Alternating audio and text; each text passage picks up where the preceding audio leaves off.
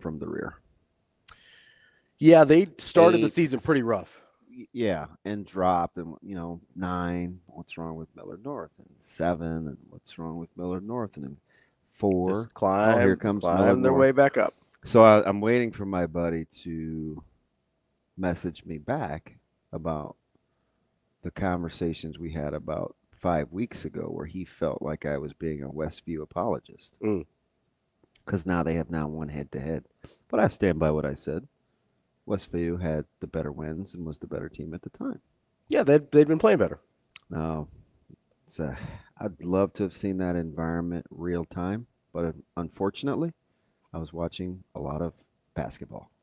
Yeah, I had a little Nebraska basketball going on. That was great. Love the early tip. Love the 5:30 women's tip. Feel really good about that. Yeah.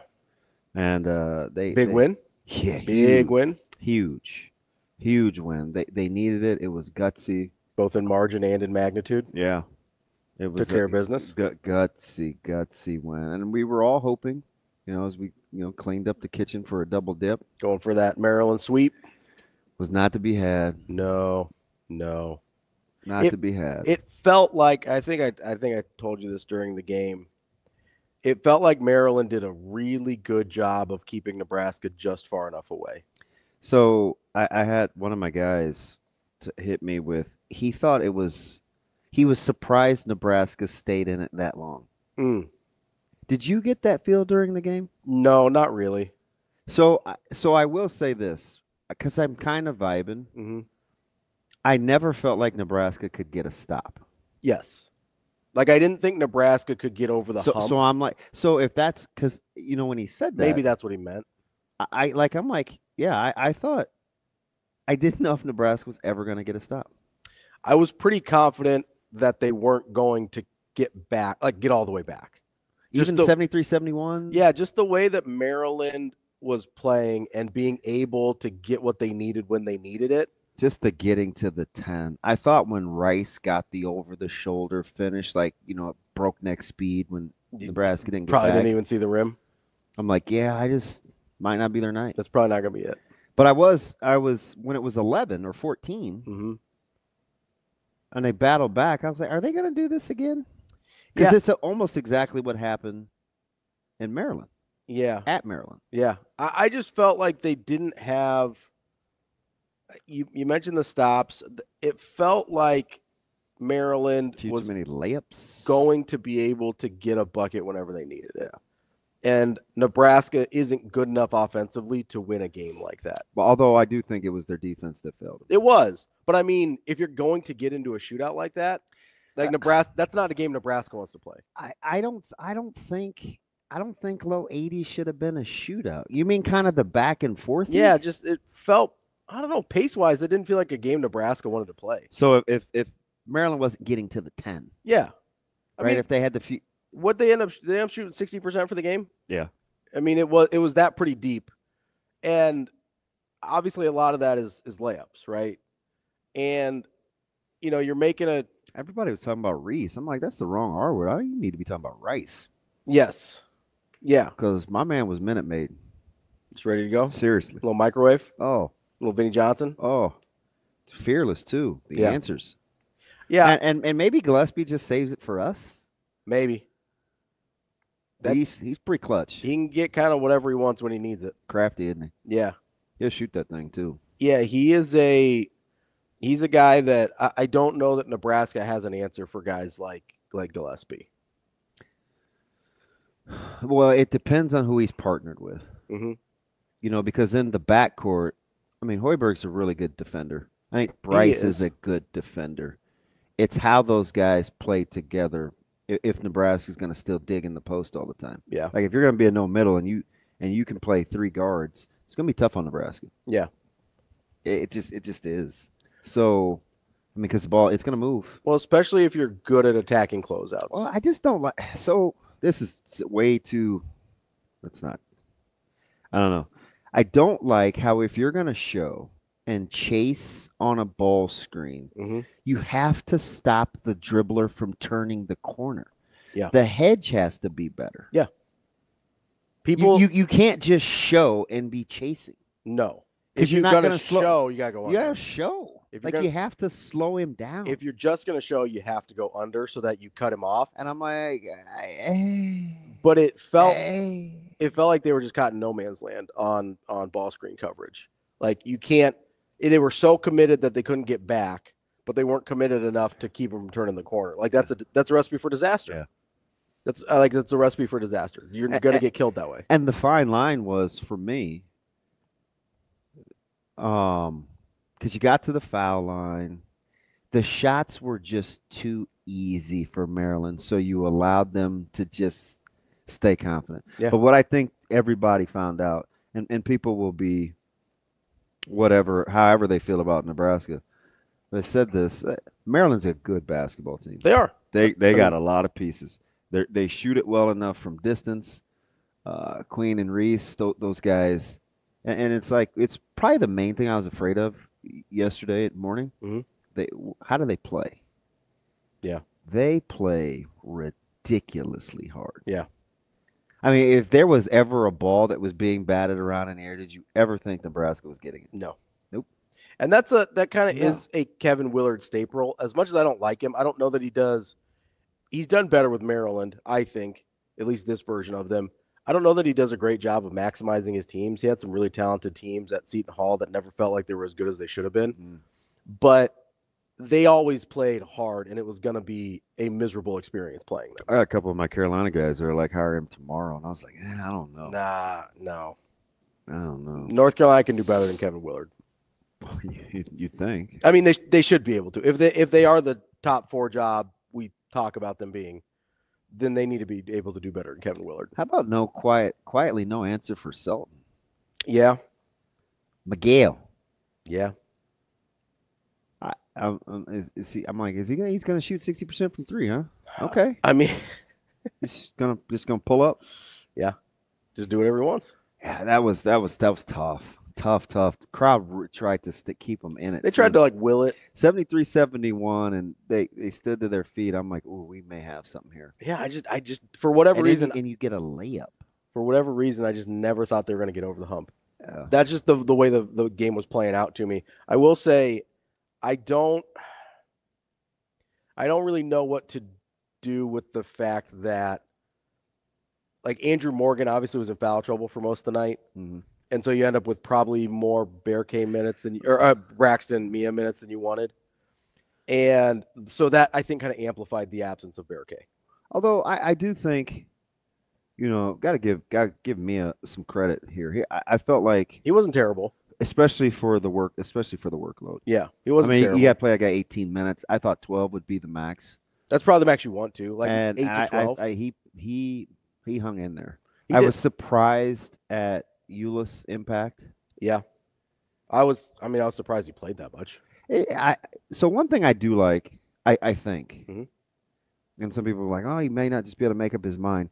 I do like that Coach Hoiberg is willing to try different things. Sure. He gives you the appearance that he's constantly in the moment. You know how some guys do the same thing. They sub at the same minute mark. They have the same kind of substitution pattern. They fall into – it's one of the things I think that used to bug you about Coach Mack, right? Yeah, I was just going to bring that up. So I like the fact that Coach Hoiberg, he'll press just about any button he can if it's working, and he's not – and if it's not working, he's trying to find an answer. He'll try something different. He's trying to find an answer. So I do like that. You had to dust Euless off. He had like a 1.5 game stretch. It was too much exposure. Mm-hmm. So they got away from him the last couple of weeks. But he goes 14 minutes last night. Then he goes 14 minutes last night, and it seemed to kind of fit. 4 assists, no turnovers. Like he had a pretty solid night. So I'm like, yeah, I do that. Like that I'm encouraged about the feel for the game. He had the best plus minus on the team, which was still low. What? 2? It was -1. 1? Nobody was positive last night. Oh, couldn't have been for Nebraska. Not a soul. And Mia was next, right? So Worcester was also -1, and then Mia was -2. Let me ask you about exposure in minutes, and I got to go to my guy that I've always liked. Sure, clearly was hurting them defensively. How much do you think what we saw last night from Morgan was being capable versus playing in foul trouble? Yeah, I mean that's a good question. because Because I think he's more capable than he showed last night. but can he be that capable and not get in foul trouble? That's what I don't know. Like, can he play his capable role in those extended minutes and not be in foul trouble? Right? Like that's a tricky thing. I mean, that's Ryan Kalkbrenner's superpower, right? Is he doesn't foul. He just defends without fouling. It's really hard, especially as a big, because you're constantly put in like meet me at the rim situations or cutting a guy off situations, or you're trying to hard hedge on a ball screen. You're playing 4 guys 30 minutes. Yeah. Yeah, they don't. And I think they would have liked to have played Andrew Morgan 30 minutes as opposed to playing Mia 18. Right? What are the other options? Oh, it may be getting in the weeds here, but I mean, some guys. It's interesting. There's a couple players in particular. I would always talk to Alvin about this. This was watching guys grow up. Mm-hmm. And we'd be talking about a few players in particular, and it's like, man, if you just knew when that threshold was going to hit, Their like minutes exposure threshold, we'd get them out of the game. Yeah. But for a while, it looks really, really good, and then it's hard to pull them. And every coach has those guys. Yeah, it's hard to pull them when it still looks good, right? But you have to know. But you know it's coming. You have to know. You know, and you got to get it too early as opposed to too late. So it's like. In hoops, it seems to be a thing. Oh, for sure. It's a thing. It's a thing in other sports too. I mean, no, like you've seen those relievers, right? Where it goes, hey, I'm good for 3 outs. If you ask for 4, it's going to be a disaster, right? Or like late stage Pedro, if he was great 1 through 99 pitches, you get him to 101, it's over. It is off the cliff. It is done, right? Yeah. Starting about 03, if you got him past 100 pitches, you were in deep water. Like it happens in other sports too. So I don't know if Morgan's a 30-minute guy. I don't know, but I think they would have liked to find out. I do like him, right? Because what he gives to you offensively. I have to watch a little bit. I mean, he was 5 for 6, 15 points in 21 minutes. I know, but it's the defensive side right. that was really, really tough because he couldn't really move. I just don't know how much of it is he really didn't want to once he got into foul trouble. And how much of that's matchups. So what I was going to say is I have to watch a little more, but I'm not going to get that comp again. That's what I mean. With the way that Maryland plays. Like now, maybe Indiana, but they're so bad defensively with their bigs on the floor. Yeah. It may not be a thing. Also, Indiana's sort of a crapshoot, just their situation in the season. Like Derek Queen. I'm just trying to figure out who Oh, you're not going to see Queen again, right? Like you're not going to get a like for like comp. The turnaround that he hit on the right side of the floor. How about in the middle of the floor? He gets the rebound. He's going to half court, goes around the back. Yeah. Well, as he's leading the fast break. That's kind of what makes him different. Yeah, like that's at least not different. Like we've seen some good ball handling bigs. That's what makes him good. Yes. Yeah. Different than most college bigs. Because for a guy that's that skilled and can handle the peel, he will still get messy in the paint. Yep.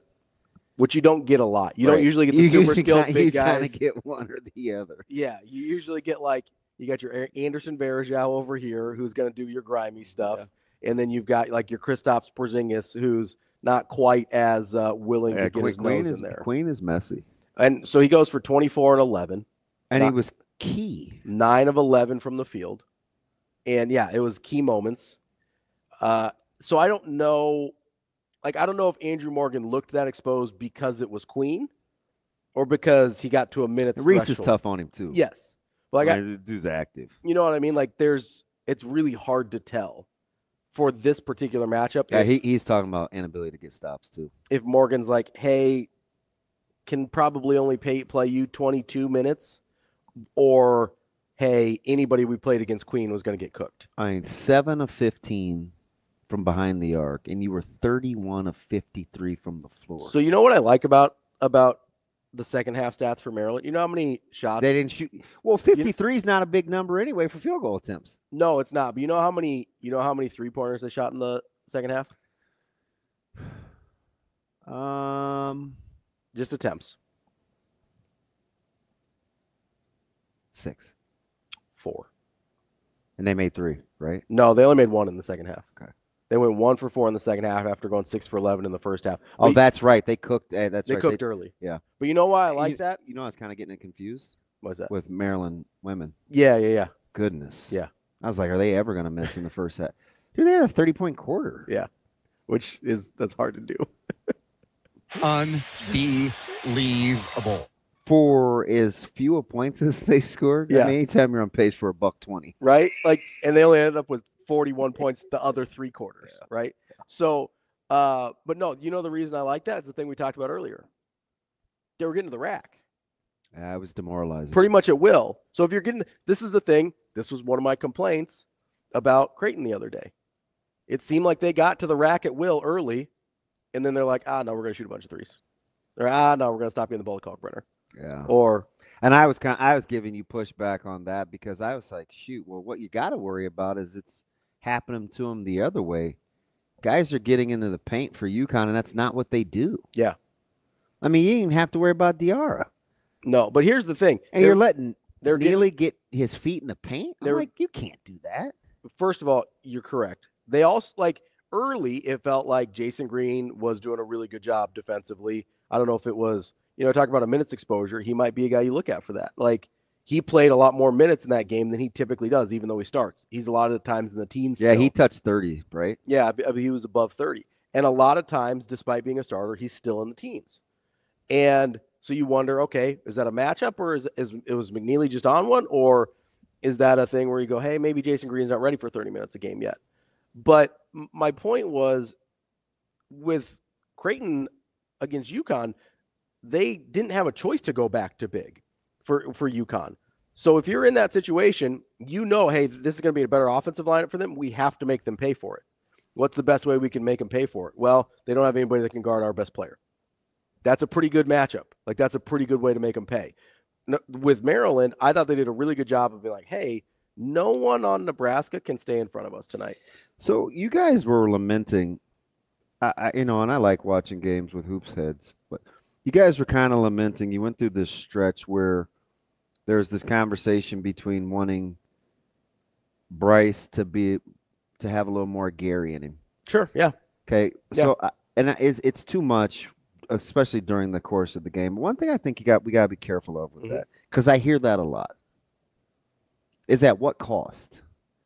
Because if you get Bryce with that kind of mindset, and I'm with you about being in attack mode and kind of getting in some more shots, but what he has to do within the flow of that offense, are you sure?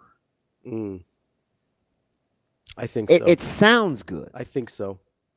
Right? It's like, because I want my best offensive player taking the most shots. Right, yeah.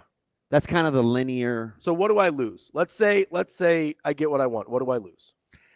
I think you lose the ability to soften the middle. I think you lose body blows. You don't think that? I think you get real mid-rangey and perimetery in a hurry. Because he's not an elite level enough ball handler to get to the rack all the time. But he could. Now, believe me, if Gary could, Gary can. Bryce can. Gary's more willing to make it look however I need to get where I'm going. He's more willing for it to be ugly.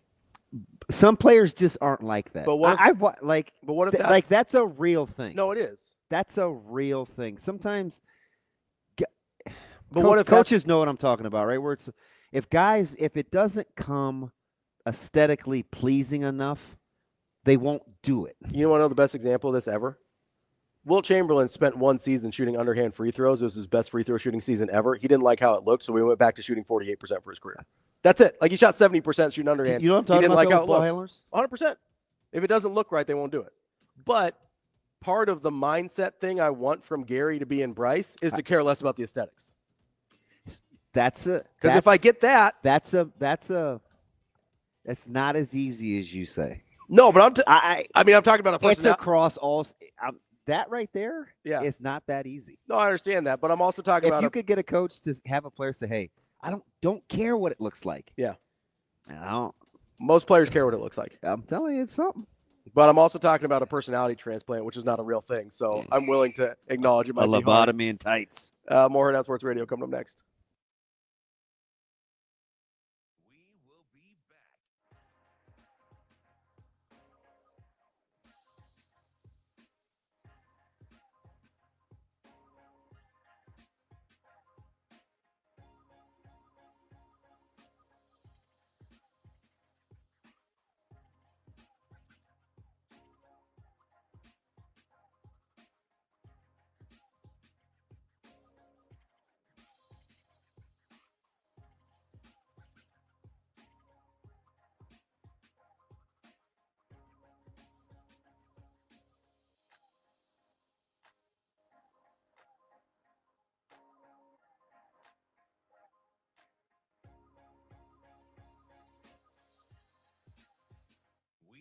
be back.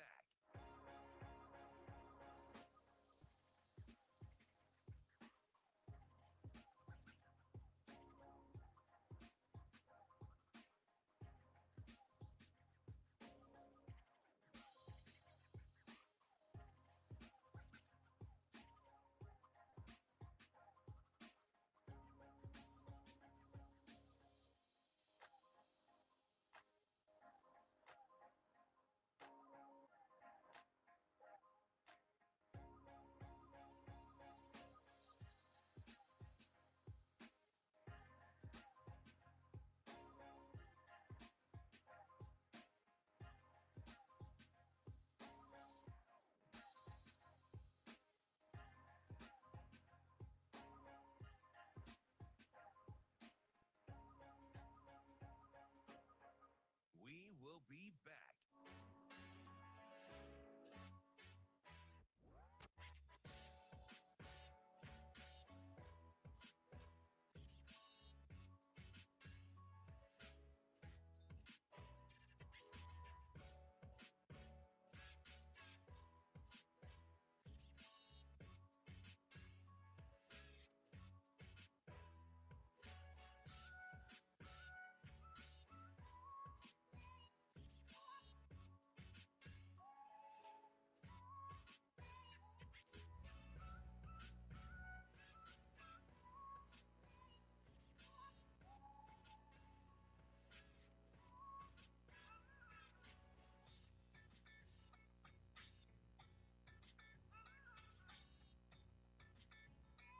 We will be back.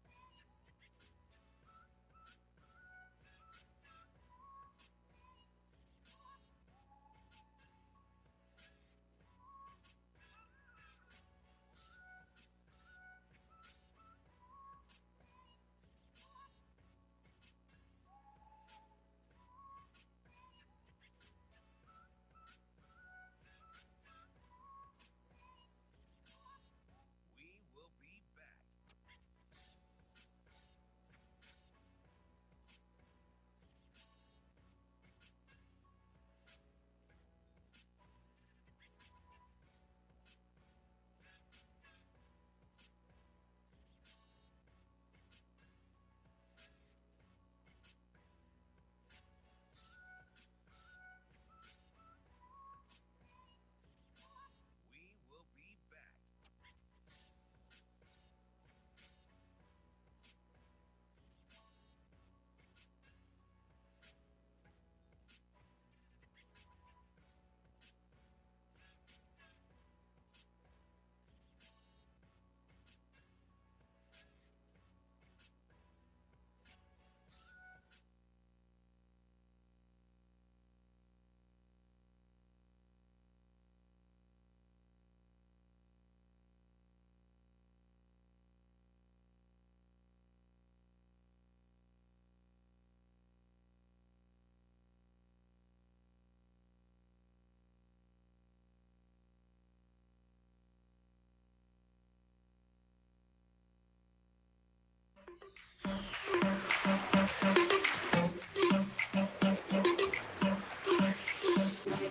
You're listening to Hurrdat Sports Radio. Ulis delivers the pass into Williams, shoots the three. Got it! Rings the bell this time. There's the fourth. Central Valley Ag, 3 in the first half, and Nebraska's up by 3, 25-22. Welcome back, Hurrdat Sports Radio. That's DBM Ravi Lulla here on the Pillar Exterior stage, brought to you by our friends at the NDOT. Make sure you got those eyes focused and straight ahead. You've got one job as a driver, that is to drive. This message from the NDOT Highway Safety Office. DB. I kind of like what TG said. What TG said? Good analogy. It's a really good analogy. TG says, my man Tony, He said Morgan played last night like he had been coached the last few days that he can't get in foul trouble. Yeah, I could see that. Yeah, I kind of like that little summation. There's also because he's getting he was getting crushed last night. Yeah, on social. Yeah, and I like you guys got to kind of get. I mean, I'm not.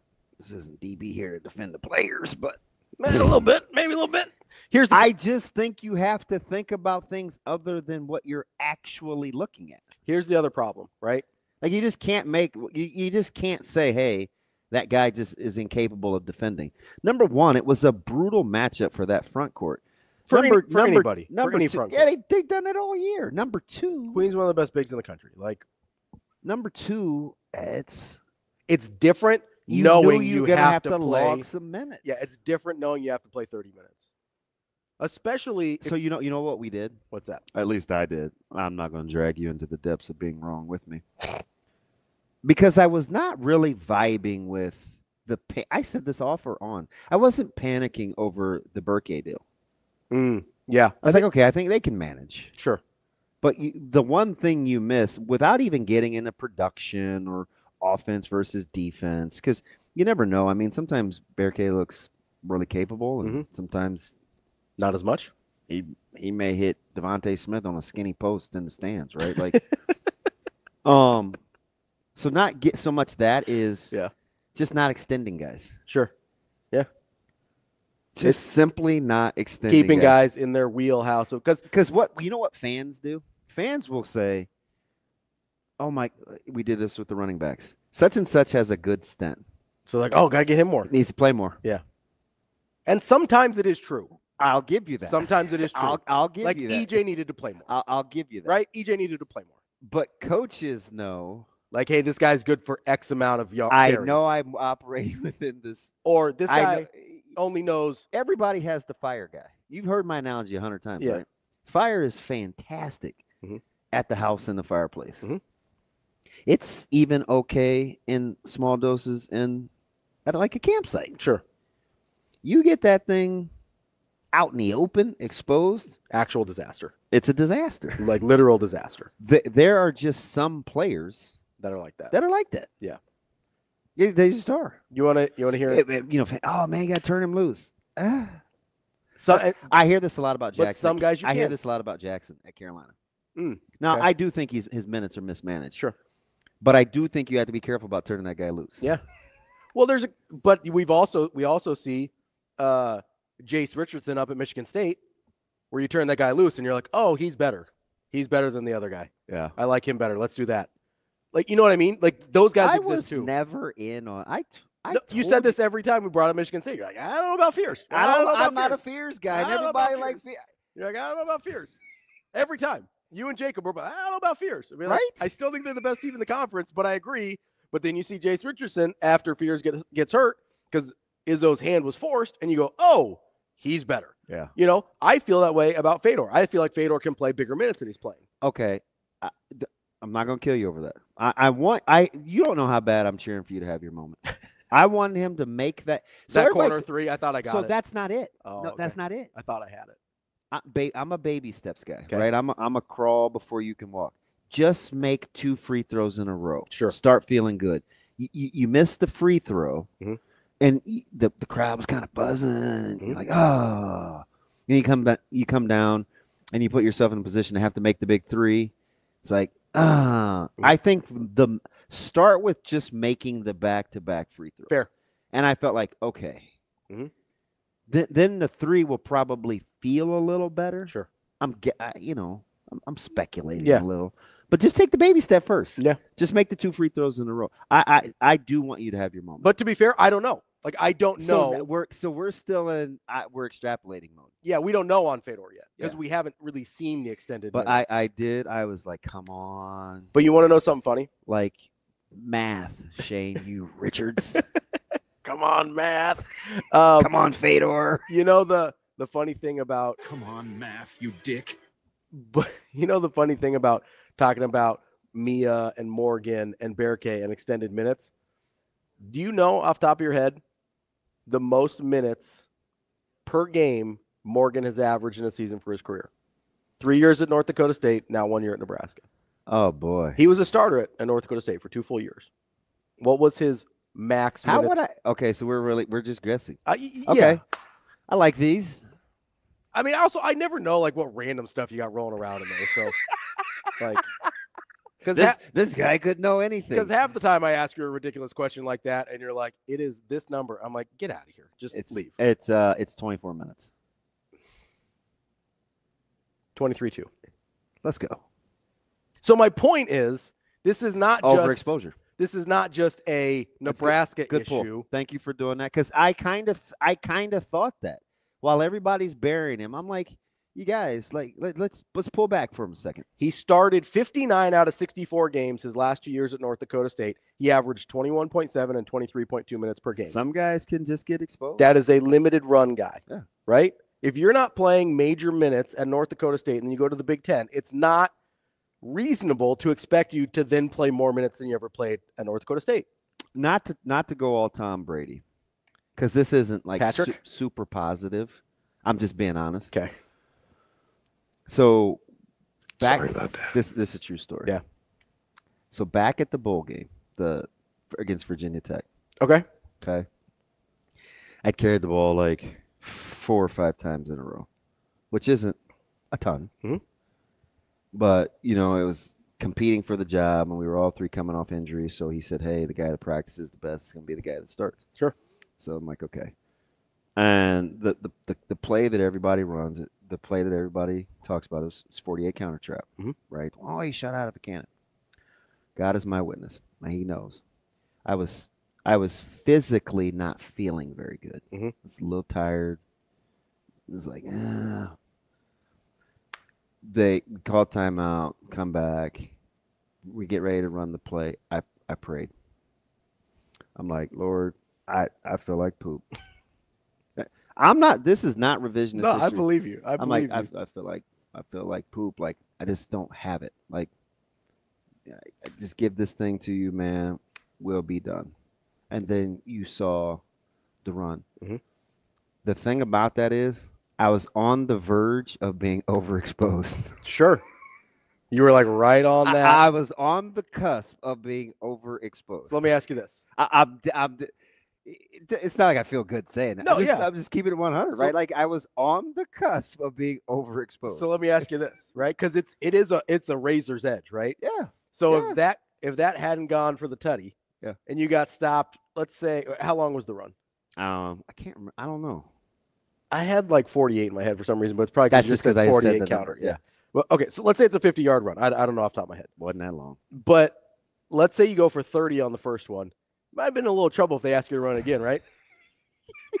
Oh, yeah, probably. Like 6 in a row is one thing. 7 in a row might be over the edge, right? Like it's a razor's edge. I had to. I don't know. I had to get that because that's always what I think of. Yeah. And I know, like, I had this great talk with Demario Williams once, and he had just got moved to end, and some of his a few older peers were not enamored that he was kind of one-dimensional. Sure. He just gets to rush the passer. Yeah.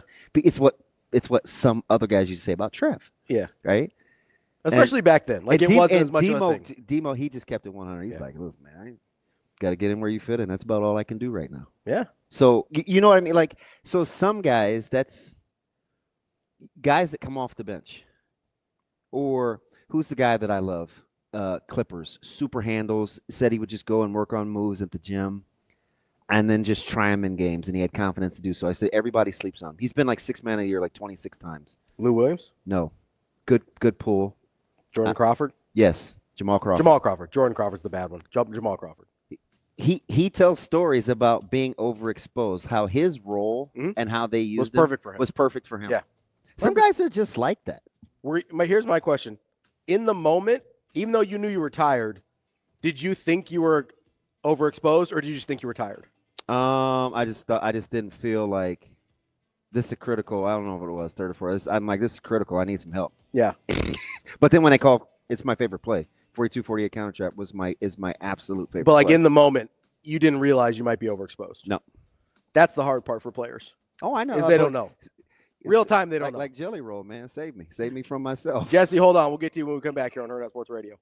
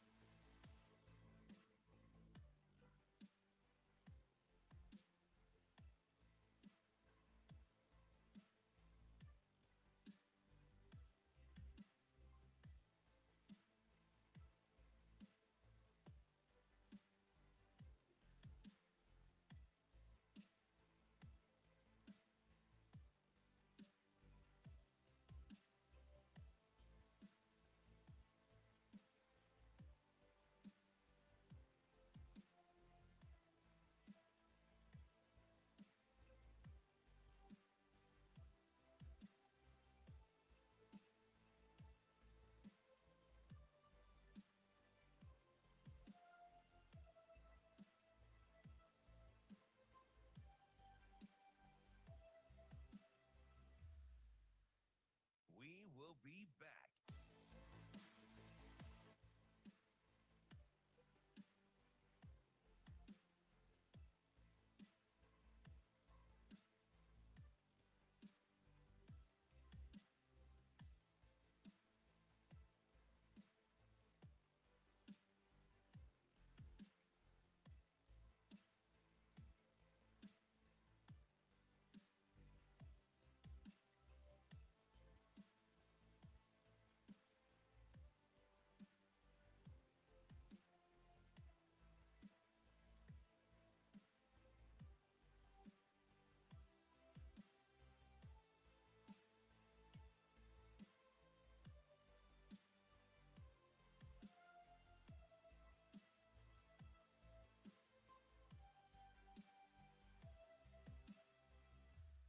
We will be back.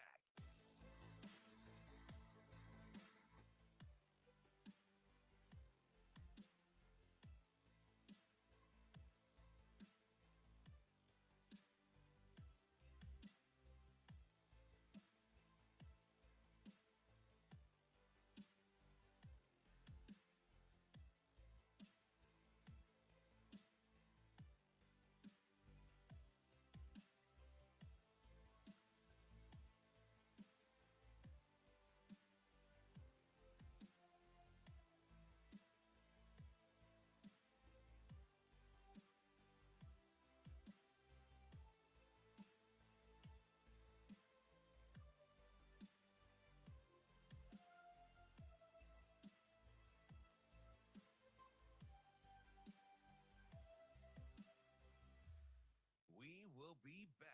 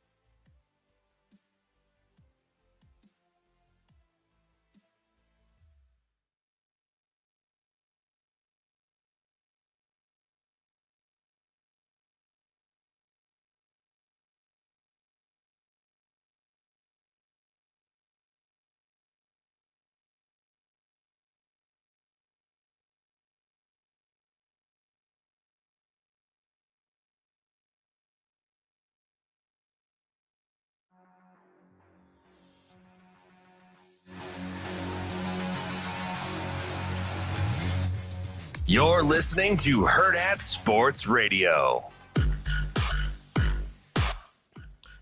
Wrapping up hour number one here on Hurrdat Sports Radio. That's DB. I'm Ravi. Lulla. We're live at Hurrdat Sports Bar and Grill. Don't forget to get to supernovas.com to get your tickets for Sunday's match. They are back in town at the CHI Health Center. Make sure you get, maybe it's a little late Valentine's Day present. Make sure you get out there, get those tickets to your Omaha Supernovas with their 3 PVF All-Stars. Get to supernovas.com today. Before we get into anything else, I want to make sure we get to Jesse here. Jesse? He's been waiting patiently, so we appreciate. I assume it's a he, could be a her. I don't know. Jesse, what do you got for us today? Ravi, I'm not a her. Well, you know, Jesse's could go either way for names. I didn't want to assume. Damon. I know. I know, Jesse. What's up, Jesse? Not much. Hey, so I know you guys got to get into some other stuff, but I might take it off the rails here for a minute. Let's do it. No, let's do our thing. I'm still upset about last night. First of all, I was going to ask a question, but before I do, I'm just going to make a statement. There shouldn't be a universe that exists where myself, a 5'9", 230-pound, 46-year-old man, feels like they've got a shot at a rebound coming off the rim against Ryan Kalkler. But that universe exists because I feel like I've got a shot just watching him play, and I don't understand why that universe exists, but it does, and it frustrates the hell out of me. So, having said that, what is it, Ravi is a Creighton fan, follows this team, what is it about this team that prevents them from once they have their foot on the throat of a decent team, I'm not talking about a mid-major or anything like that. You've got your throat on the foot of a good team. Historically, no, I'm not taking anything away from Mac. I know the answer to this question. Under Mac, what is it in this team's DNA that prevents them from pushing the foot all the way down? Because over and over and over again, we're up by 14. 14's not a lot in football. 14's a lot in basketball. You're up by 14 in front of your home crowd who's juiced up, and you lose. And I don't care how sick everybody is. I'm just putting that out there. And I don't care. You're up 14 at home. Why can't they finish good teams? Do you know what I think it is? And this, I'm not Ravi, but No, go ahead. sometimes I pretend to know about sports. And this is specific to Creighton. Jesse, I don't think, even when they're rolling, they don't get enough easy shots. Their momentum typically as a program. For this particular team or as a program in as general? a program in general, Okay. has come from dialing from distance. So to stay on the gas when that's how you play, they need to get a few more easy shots. Like if you watch these teams that like Avalanche folks, it's all of a sudden they just get such easy points in the paint, or they can get downhill, or they Easy get different than open. Yeah, easy's different than open. Okay. I just think it's hard to make, for as well as Creighton could shoot it sometimes for 15 years, they're still threes, right? I just think the offense doesn't get enough momentum, easy baskets. The closest I think they could come was when, who's a super when Mo Watson could just break you down, and they could go on these crazy runs because you were so compromised. Because he could get in the paint anytime he wanted to. Somebody would get easy shots, or he could get downhill. It was crazy how good that team could play offensively sometimes because people couldn't stay in front of him. But it wasn't because they could make jump shots. It's because he'd get to where he wanted to on the floor. I think there's something to that. Okay. I mean, just right? Does that make sense? I get you. How long can you make that many threes? And that's I agree in the sense that, and it's been a couple of years, honestly. Well, I mean, I guess you had Shireman and Trey. But you can tell going into a season when you've got a roster of guys, and I'm looking up and down the roster, and I'm going, I don't know how many of these guys can get to the basket by themselves. And so I saw that going into this year with that team. So that totally makes sense, except for you do have a 7'1" guy. So that's the thing is that's the counter for the easy baskets. No, but I got one. What's that? This is not a team that's built on post entries. It's a team that getting his touches is built on lobs. Those don't always come naturally. No, but plus he's up until this year he's a 12 shot attempt guy. Like you don't play through him, right? Yeah. Like that's not rockets. He doesn't get enough touches because of you shoot the ball so well.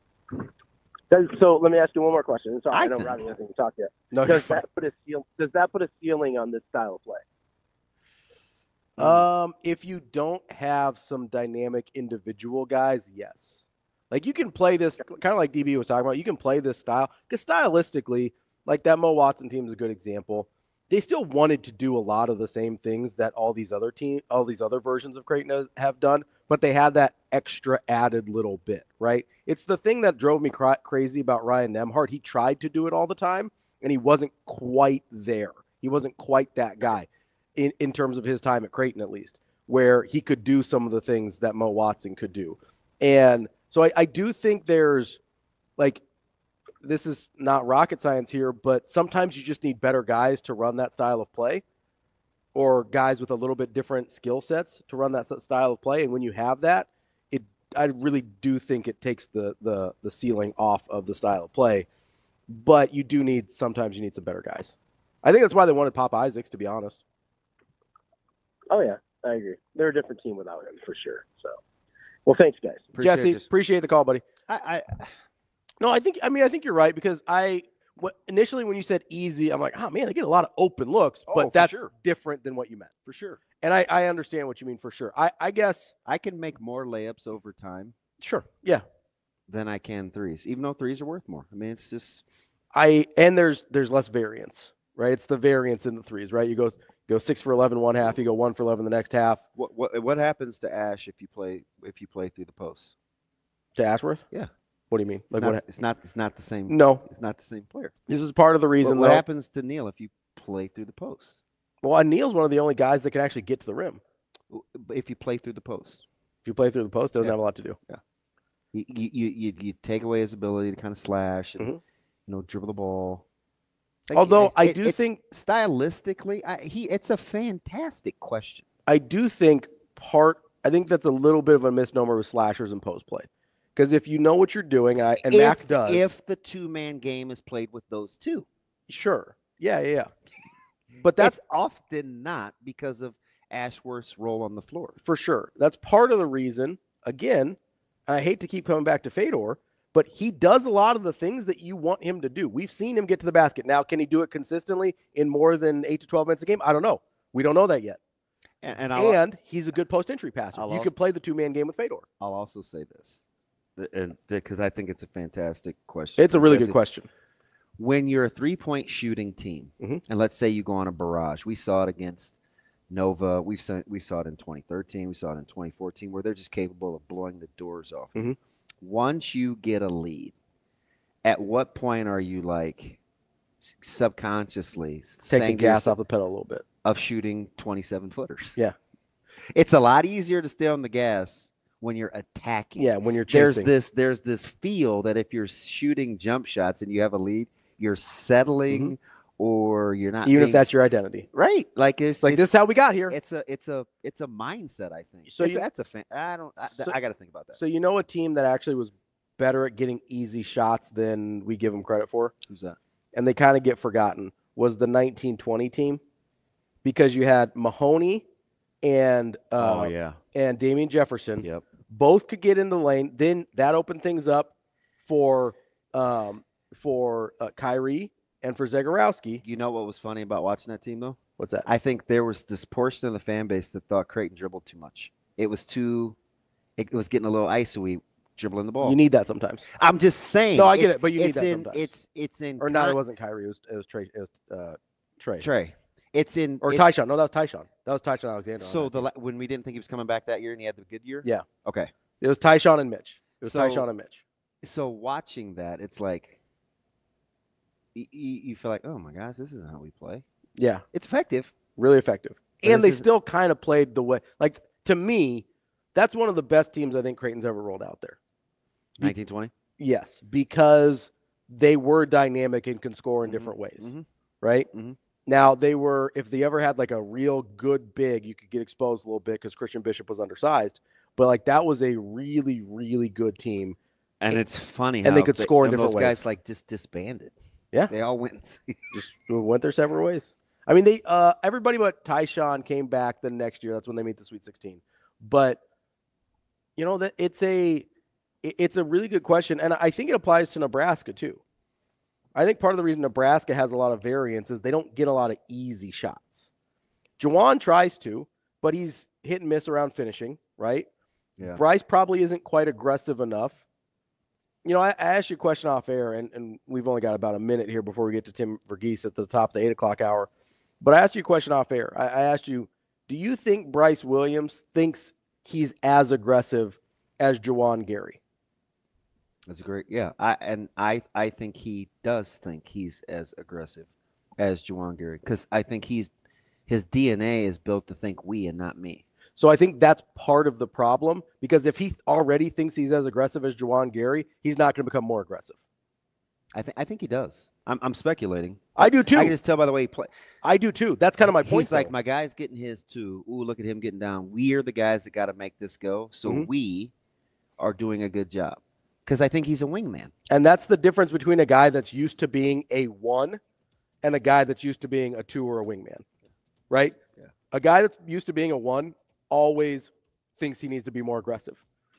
I got to get a bucket here or we're in trouble. I got to get downhill here or we're in trouble. I got to do something here to stop this run this other team is on. Even when Coach Hoiberg was lamenting about Bryce's play a couple days ago, he was like, well, and he's still doing it within the confines of being unselfish. Yeah. So there's still that ... caveat. Extra little bit. Because sometimes, people don't like to say this, sometimes you need to be a little selfish. Wasn't offense last night, though. That's DB. I'm Ravi Lulla. We'll be back with Tim Verghese here on Hurrdat Sports Radio.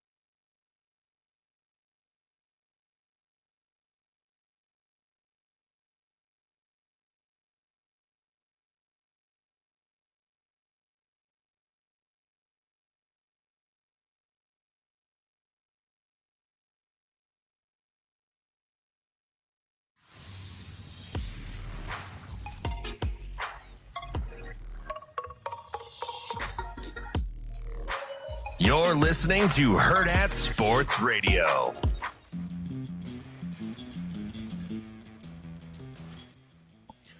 Kicking off hour number 2 here on Hurrdat Sports Radio. That's DB. I'm Ravi Lulla, presented by Centris Federal Credit Union. We are here at Hurrdat Sports Bar and Grill and joined now by Tim Verghese from inside Nebraska. Tim, what's going on, buddy? Hey, not too much. How are you guys doing? We're trying to decide. You want to help settle a thought here? Sure. Is 14 points a lot in a basketball game if you have a lead? in the first half is 14 points a lot? I don't think so. Not anymore. Yeah, I don't think so either. Yeah. I don't. I mean, 14 is the new 8. Yeah. Like if it's 14 with 5 minutes left, that's different than 14 4 minutes before half. Right. Like that's a whole different deal You're there. like, oh, where are you guys going with that? TV, we're just solving all the world's basketball problems one analytic statistic at a time. So, that's all. Tim, you're a certified ball knower, so I'm going to ask you this question we've kind of been working on all week, right? So I asked somebody on like Monday or Tuesday, and we've ended up asking this question about 800 times throughout the week. If you can, in light of the Super Bowl and kind of what we saw there, if you can consistently get pressure with 4, is there anything else in football you would take over that? I don't think so. The only other thing I can think of, just in terms of dominating a game and managing time of possession and winning, is just consistently getting 5+ yards on the ground. Like if I know I'm getting at least 5+ yards on the ground, that's the only other thing. But no, I think if you can get home with 4, I mean, it is truly a blessing. Like, and we've seen it in recent years. Like, truly, just like, hey, if you can consistently get home with 4, like the Eagles did. Like, you know, the 2 years where you know, where we're talking about, you know, the Georgia dynasty and what Kirby was building. It was because of what they had up front, and so and a lot of those same guys obviously played in the Super Bowl. Yeah. But yeah, if you can get home with 4, I like, because the only other thing I can think of is like a true lockdown corner or 2 true lockdown corners. But even then, we've seen that not work. You know, we've seen that. But if you can get home with 4, yeah, it's really tough to defend that. Tim, when you're kind of taking a look at what Nebraska's been able to do in the portal, and I think I don't want to put words in your mouth, but I think you are on the same page with the impact of high school newcomers. Like, I don't really see it. I think most of these guys are kind of a year or 2 away from impact, and that's not to be dismissive. I just think it's how Nebraska wants to play in year 3. And you pit it against what other schools have done in the portal, because obviously Nebraska has the good portal ranking, and I think they're in everybody's top, 5, 6, 7 in terms of portal additions. Are we talking about like the big 4? Are we talking about Nawari? Are we talking about Pritchett? Are we talking about I'm forgetting Keys, Rocco, and Keys? Like, I mean, is that kind of the core? Maybe Desan McCullough. Some people add him, and I get it, but I'm not sure he would make my top 4. He's maybe 5. And I won't split hairs over that. Like, you could convince me otherwise. But however you put the 4, we're talking about just a base core group, right? Right. I mean, I would have McCullough over Enwinari for now, just because of production to this point and what we've seen. I'm with you. I'm with you. But I get what you mean, because, like, again, hypothetically, if Enwinari is locked in and plays up to the player he is, we're talking about him a lot more at I think the season that we are. The rankings of the portal are based on his rankings too. So I have to put that in there. Right, for sure. And that's the thing. It's just, I think midway through the season, if Enwinari plays up to what his potential is, we're talking about him a lot more than we are talking about Deshaun McCullough, even though Deshaun McCullough is going to be an important piece for this defense. I just think that's the type of talent that Williams Enwinari is. But yeah, I think it's those 4. Again, I think if you're looking at, someone off that list to potentially make that jump, I think Andrew Marshall is one to keep an eye on in the DB room. I think he's a guy that can play. Jameer Khan, potentially, whoever comes out of that DB room, whether it's him or Justin Rhett. And then the other one is just like who that second receiver is. Is it Isaiah Hunter? Is it Harley Gilmore? Is it someone else already on the roster? Probably going to be Ja'Cory Barney, in my opinion. I think those are going to be your top 2 receivers with a collection of others contributing. But I agree with that top 4. Yeah, I mean, I had the question this week in the mailbag of like, hey, which freshmen do you think make rules like 57? We talked about that 57 number. There's like 5 or 6 guys that even have a chance of actually realistically can make that. I don't think it's going to be that many freshmen in that 2-3 deep this year. Cortez Mills, is he in that 5? I think so. I think Cortez Mills, I think one, if not both, of Dawson Merritt and Christian Jones, and then Isaiah Mosey, one of the two running backs, if not both. And then you could make the argument for one of the three, if not two of the three defensive linemen coming in. But they're all three are summer guys, which is tough. This is zero disrespect to the ceiling. Merritt has a long way to go. And I say that because not only stylistically, but he's coming off putting his shoulder back together. Right. I mean, so we're talking about just to go through the rigor of conditioning and lifting and push pulling with upper body strength. I don't know, man. Like his frame. I don't know. And it's not personal because I do like the upside, but I would say the same thing, and I'm around him all the time. I would say the same thing about CJ, right? Where, okay, if we're going to play inside, guards uncovered, shooting a shot, like it's going to take some time, even though I think his competitive stamina is at a super high level. Right. That's why I think, like, for that reason, I think, and the injury, the lack of injury helps here. But I think Christian Jones has the better shot of making that top 57. But yeah, I mean, like, again, adding Marquise Watson, Trent, and where that room is now, there's no pressure on either of those guys either. And I do forget, with Merritt too, it is coming off that injury, and I'm actually very interested to see how big he looks this spring, like how much, if he's put on. How much weight, if any, that he's put on, and where he's kind of standing before the season, because that's another big thing for me with him is just getting that weight up.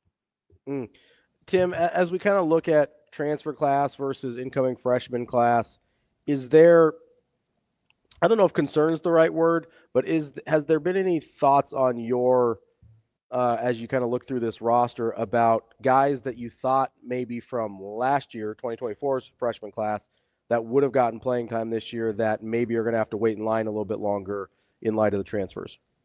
I think the DB room is one where you're looking at where, it's again, it's just crowded, and it's like, okay, hey, I mean, the ideally these guys should be playing, but not anymore. And then again, the offensive line as well. And I don't think it's a bad thing necessarily. I think you'd like to be building depth the way they are right now, but kind of thought we would see, and still might, but kind of thought, Preston Tuamu, Gibson Pyle, those kind of guys would be competing for a starting interior spot. I think those opportunities would be limited for those guys, which is, again, not a bad thing. And I think, Donovan Raiola has those guys locked in to the point that, they're okay sitting for another year or rotating in for another year. But I think those two positions in particular are the ones that come to mind for me.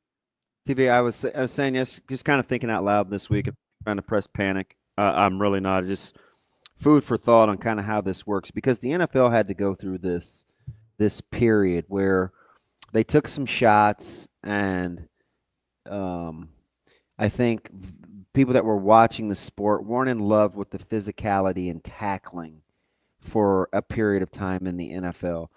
And the players and coaches said, we've got to go through this transition period with the collective bargaining agreement, how frequently we can put on full pads, how mandatory camps work. We have to learn to manage this new era. I say all that to say, with colleges getting down to 105 and playing 13, some will play 14, 15, 16 games. How much data do you think we'll need to collect, or how much time do you think it will take to collect on whether that's a decent number for the style of play and the longevity of how long a season can take with 105 guys? Because my impression is that number will go somewhere to like 120, especially with like the new Title IX, kind of what's come out of Washington and things like that, where I don't know if 105 is enough if you want to be one of the 12 teams playing 15, 16, 17 games.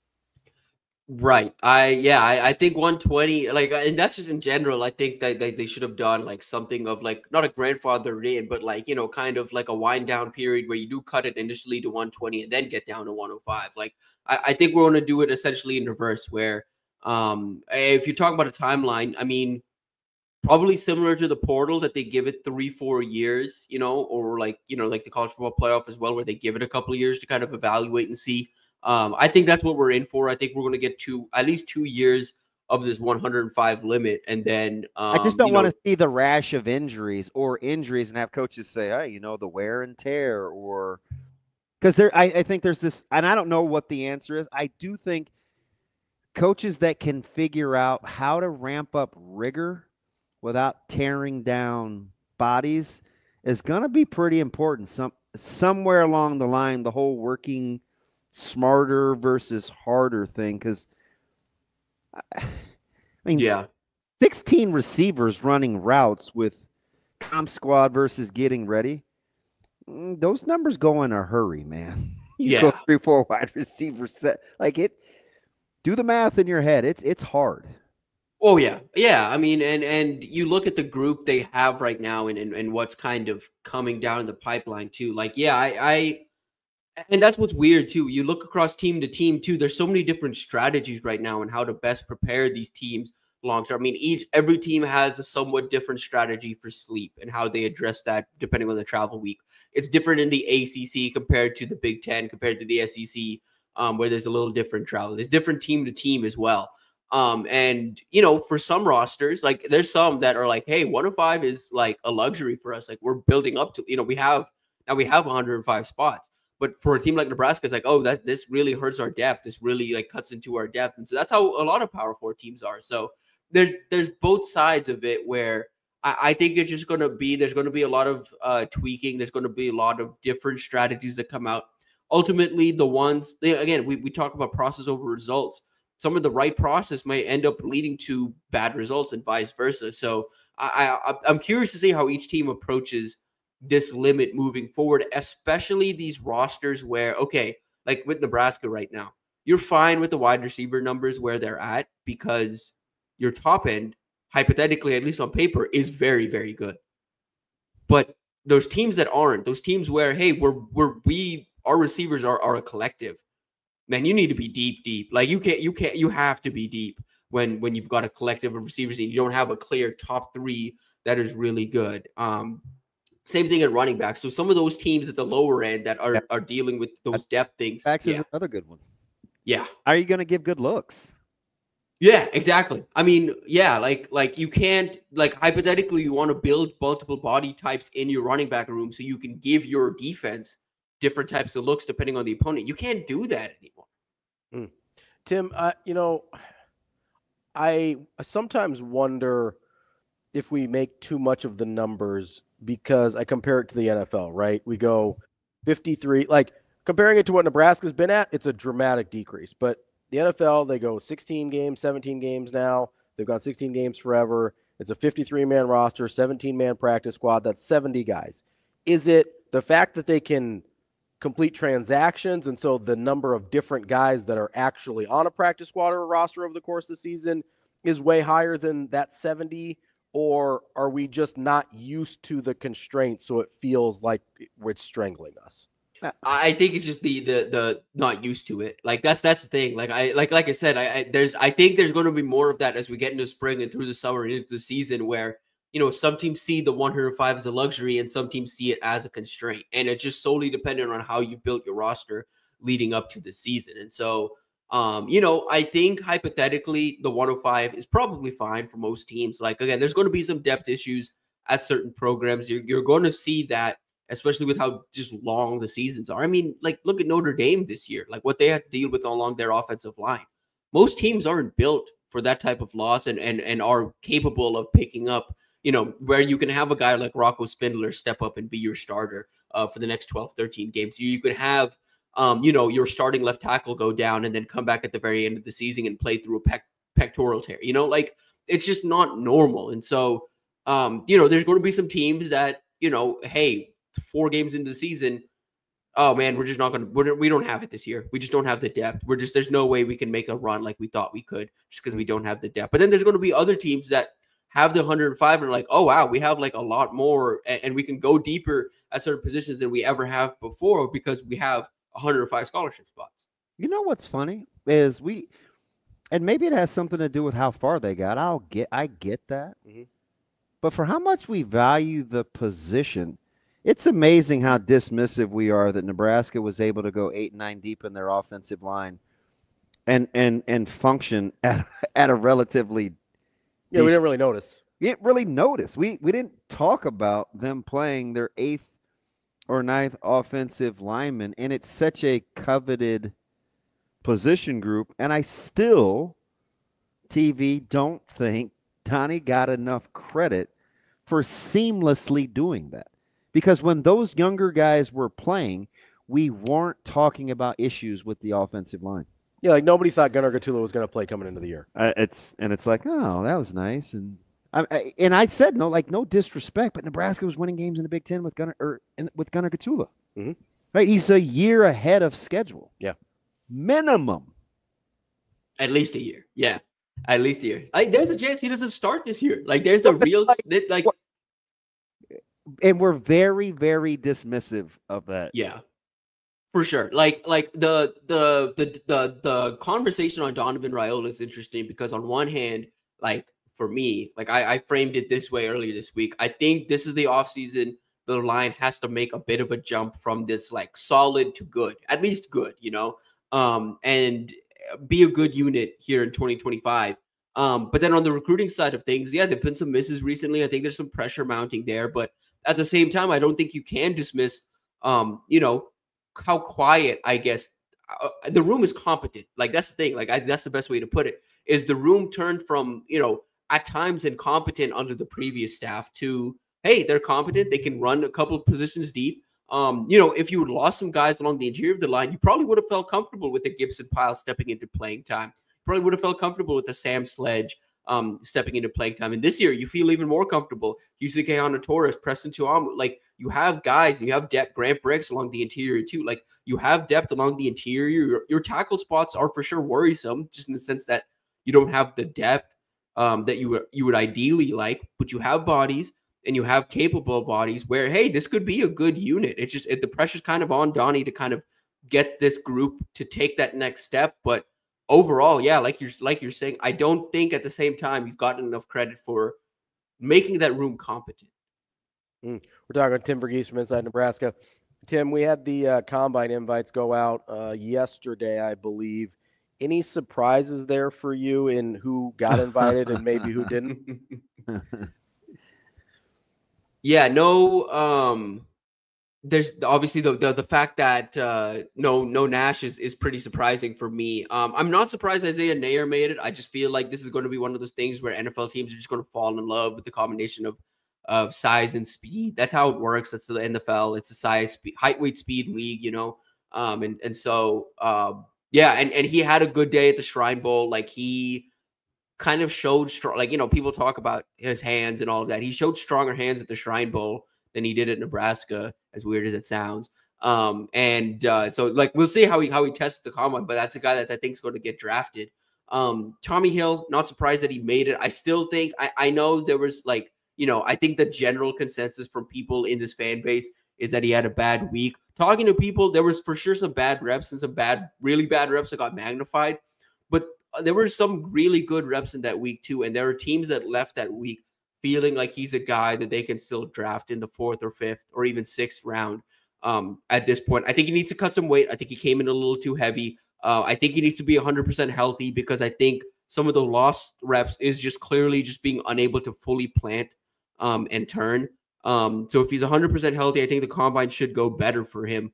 But yeah, like, I think national making it's tough. Like, it really sucks. But at the flip side, what's overall, I think, going to be a good thing for Nebraska, I think you're going to see more interest in Nebraska's pro day than we have in a couple of years. Yeah. So TV, like, I'm not outwardly petty, but quietly I am very much a receipt keeper. So the DMs that I have like blown up, you're laughing because you already know where I'm going with this. Number one, it was all the guys that told me that the only reason I said Raiola was a good offensive line coach is because I wanted to get Dylan. And people were up in arms that coach kept Donnie to begin with. And I said, I gave the analogy of, open your checkbook and see what your money's spent on. like that's where your interests are. And then I said, compare that to talking about how many times you actually talked about the offensive line as being an issue when Nebraska lost. It was next to none. So I understood why Coach Rule wanted to retain Donnie. The other is, and it was about a succession of 3 weeks with Nair, because when I came back from the first couple of practices, I said, gosh, I think Nair's a Sunday talent. Like that dude is a Sunday talent. Long arms, he's fast. Man, TV, he went through a stretch in the middle of this season where you'd have thought I said a guy's mom was like destitute or something. It was vitriol. And I'm like, okay. So when I saw the combine list come out, the first person I texted was Ravi, and I was like, I'm going in tomorrow. I'm taking my victory lap on Nate. No, I'm just playing. No, I did say that, but I'm not going to. But I think you're right. And I love how you said it. He's going to test really well. It's just how the NFL goes. Now, the other thing about Tommy Hill that I'll say is the one thing that he's going to have to do has nothing to do with physical. He just has to show guys that he's willing to hang in there and he loves playing. If he can do that, he'll figure out a way to play because he can play a little bit of inside. He could be a nickel guy. I don't know how much he can play outside the numbers unless he does what you said in terms of changing, his body type, a little bit. But he's got range in there with his weight. He's one of those guys that I think gave the staff pushback about playing. I never called him by name, but he's the one guy. I said, we had a guy play at 172 2 years ago in Power 5 football in the secondary. It's Tommy Hill. And so the next year when he comes back and he's maintaining weight at 202, I was like, how is this dude a 202-pounder? So I think he has some range there that he can play with. I don't worry about that. I just worry, or I hope, that he's committed to playing, because if he is, he's got plenty of talent. Yeah, I agree. And he's a guy for me, that's what the league's kind of looking for in corners these days, and DBs specifically. And so you like the length, you like all of that. And with Nair, I'll say this too, because I've noticed it in this fan base and other fan bases too. Like, this happens time and time again where the draft comes around and they're like, wait, that guy's getting drafted? Like, he didn't even do all that, And it's like, one, you should be celebrating the fact. Yeah, like, you should celebrate the fact that your university is producing draftable talent. And two, understand that the league and the way they evaluate talent is not solely just off production. It's off of traits. And again, everyone's fast in the NFL. Everyone's big in the NFL. If you can find the big fast guys, you go get those big fast guys. And you look at this draft, there's not a whole lot of big fast receivers. So Isaiah Nair is going to get drafted, and I think it's going to surprise some people. And they're going to be like, wait, what the heck? But at the end of the day, if you want to reduce it down to this, it's another draft pick for Nebraska. If you don't want to be mad about it, you can just consider it. Hey, it's another statistic. It's another recruiting graphic that goes out. That's our guy Tim Verghese inside Nebraska. Tim, appreciate it as always. Good Thanks, stuff. TV. Appreciate y'all. More Hurrdat Sports Radio coming up next.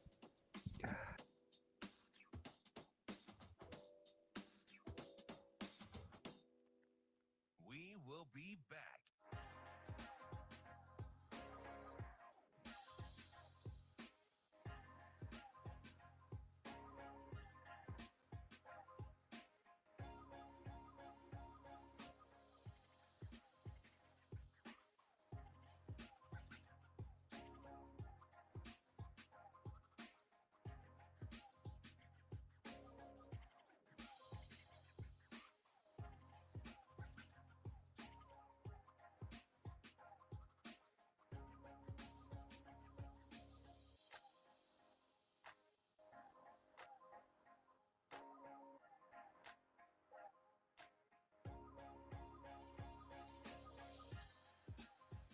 We will be back.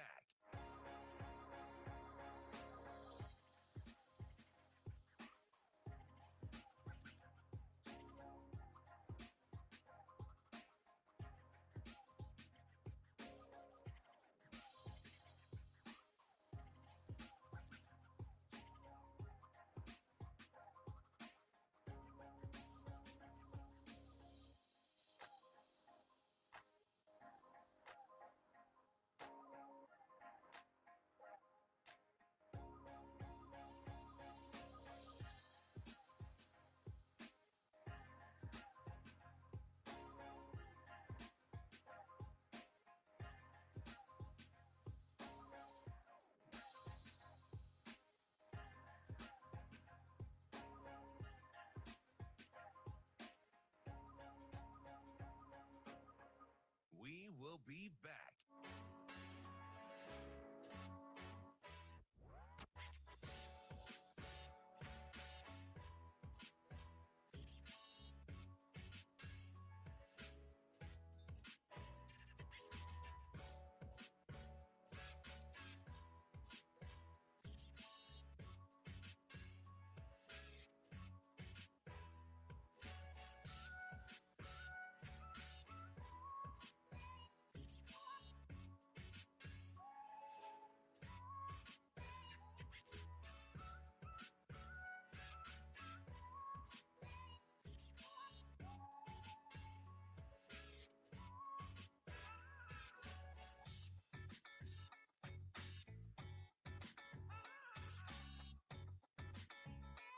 We will be back.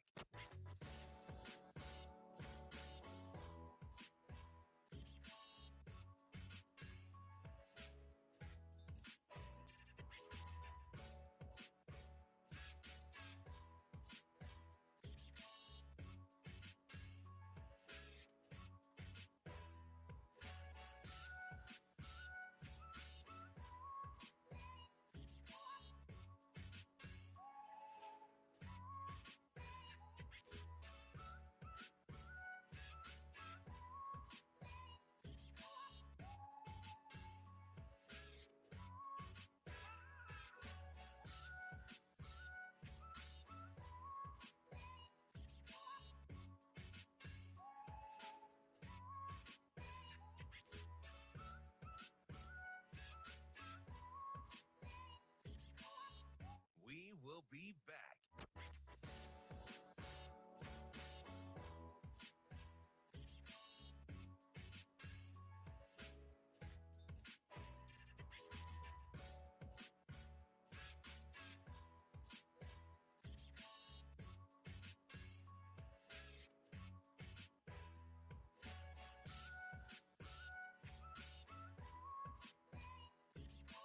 We will be back.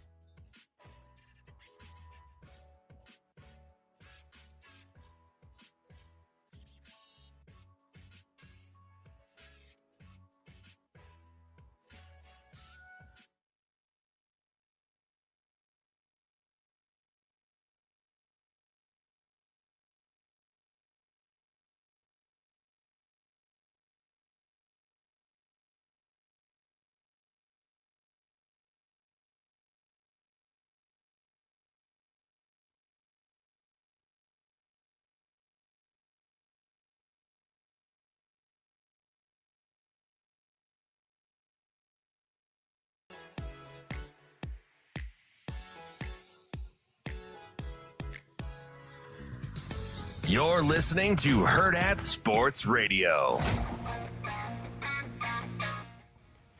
Halfway through the show here on Hurrdat Sports Radio. That's DB. I'm Ravi Lulla here on the Pillar Exterior stage. We've got still some, our Friday regulars coming up at 9. I realize I never set up the show. So 9 o'clock, we'll have our guy Mike Sautter. Lots going on to talk about with Mike. Husker basketball. You mentioned high school wrestling. We've got high school hoops, just Miller North getting a big win last night. No big deal. And then at 9:45, of course, we'll talk to our guy, Matt Vrzal. The last FCC guardrailed Matt Vrzal interview. He's going to go out, guys. That's fine. Guns blazing. We'll tell you more about that in the next segment, DB. But, I was having, I'm kind of going through all the headlines and things like that. And there's some of them, these shows, a lot of times we don't get to a lot of things that we talk about, right? And one of the things, though, that came down a couple days ago was Matt Patricia getting hired I wanted to talk to TV about that. As the DC at Ohio State. And that comes on the heels of Ryan Grubb going back to college, being the OC down in Alabama with his guy, Kalen DeBoer, reunited, and it feels so good. And then also Chip Kelly heading back to the NFL as a coordinator for the Raiders after being the OC for your national champion Ohio State Buckeyes. But I'll start with Patricia. That's a guy who I believe hasn't called plays since 2017. Yeah, one of the things I want to talk to TV about was because he and I were kind of in agreement because he dropped it last week. He's like, yeah, talks with Patricia, and I don't know about that. And I always wondered about, like Day, and because he's kind of an I told you so guy, and he's quick to kind of, Yeah. okay, now what? Maybe Patricia, because I was trying to think about how other people are thinking, right? So maybe Patricia for him is this fresh, gruff guy that helps keep him on edge. Keep him hungry. Keep him on edge too with his personality. Because I do think we kind of undersell the importance of personality traits, right? You always want an all in one, but sure, most of us aren't like that. Yeah. So most of those maybe guys... Patricia's a guy for him that fits what they need. Now I will be curious to see how Patricia meshes with what else happens on the defensive coaches in that staff. Because as an NFL guy, what you do is you let your position coaches coach. So maybe that's ideal for a guy like Larry Johnson, who's a little longer in the tooth, a little more set in his ways. Sure. Hey, we want to play this style. Go get the guys ready to do this. It's easy for me to say that because our head coach coaches our D-line. So he has final say anyway. But it is cool that he's very hands-off of some of the back-end stuff. And he'll say, this is how I want to play. You guys figure out the rest. I'll teach him how to do this. So maybe Patricia can be that kind of guy for a guy like Larry Johnson, but a very, very, very interesting hire. Yeah. From a relate to young people standpoint. So oddly enough, there is some overlap, I think, with the direction Nebraska decided to go with John Butler as their DC. All ears. So, I think one of the things we weren't totally sure about coming from the NFL for John Butler was how he would relate and communicate to younger people. So I think there's an overlap there. The other thing that I think there's an overlap, you brought this up with the personality types. Maybe John Butler, maybe the reason he ends up getting that job over guys with more recent coordinating experience or coordinating experience currently sitting defensive coordinators is because there was something about his personality that Coach Rule felt the staff needed. I'm with you. I can't remember how much I shared about DC's on the table or not. So I don't know if you have a cheat code. But no, I know that I 100% agree with you. So I think I don't know. I think that I think Simons at SMU was legitimately in play. So there's two things I like about what you said. Okay. Number one, you're remembering that in the press conference, Coach Rule very much likes the way Nebraska practiced. The attention to detail, the being able to be multiple. You also know that he's like, I want an answers guy, not like this isn't what we do, so we're gonna do it. I want a guy that is like, this is who we have, this is what we're good at. Let's figure out. Or the game is actually unfolding differently than. So this is what's next. So I think from a wants thing, Butler checks a lot of those lists. Seen multiple looks, multiple fronts. He is familiar with how Nebraska practices in terms of their preparation. Because one thing, for all the hand-wringing and consternation about Nebraska defensively, you seldom saw a team be able to do the same thing for over the entire game, the course of a game. That's fair. Right? I mean, you have your outlier in Indiana. But even Ohio State. And who won the national title, by the way. The Illinois game was played in phases. It was played in punch, counter punch. Yeah, because there was a point in that Illinois game where it looked like Nebraska was going to blow them out. Yeah. And then Illinois made some adjustments. Yeah. And they were able to climb back in. And then Nebraska made some adjustments. Looked like they were going to win the game. Yep. Right? Weren't able to execute on a couple things. So rarely do you see UCLA is another good example. I mean, UCLA got off to that blazing start, and you're like, oh, fudge. And then the second half happened, and you're like, okay, well done with the dry erase board. But who's the receiver for Illinois that killed him early?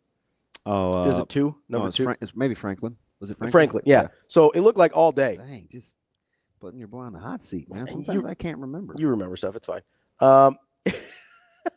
Okay. Cool. Wasn't there like an O'Brien or Bryant or something? Right, yeah. Yeah. So it looked early like those two guys were just going to feast on Nebraska, right? Hitting outside the numbers. Like they Tommy were Hill kind of hit the skids just early. eating whatever they wanted. Yeah. And then, you're like, oh God, is this going to get ugly?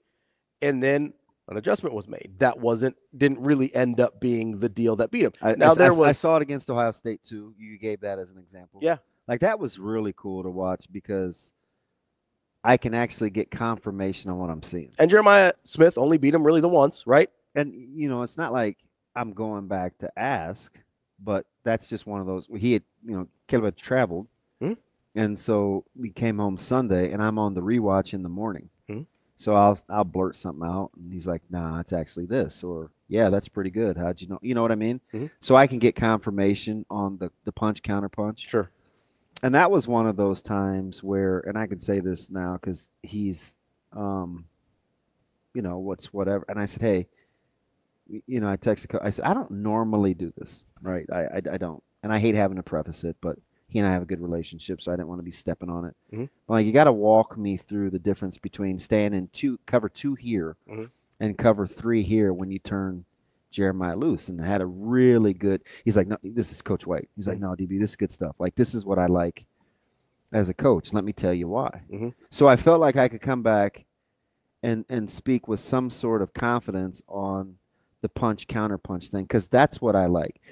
And I'll tell you this, when it comes to hiring, and maybe this is where Patricia mm-hmm. is going to be good. It's such a well-coached league. Mm-hmm. Big Ten? Yes.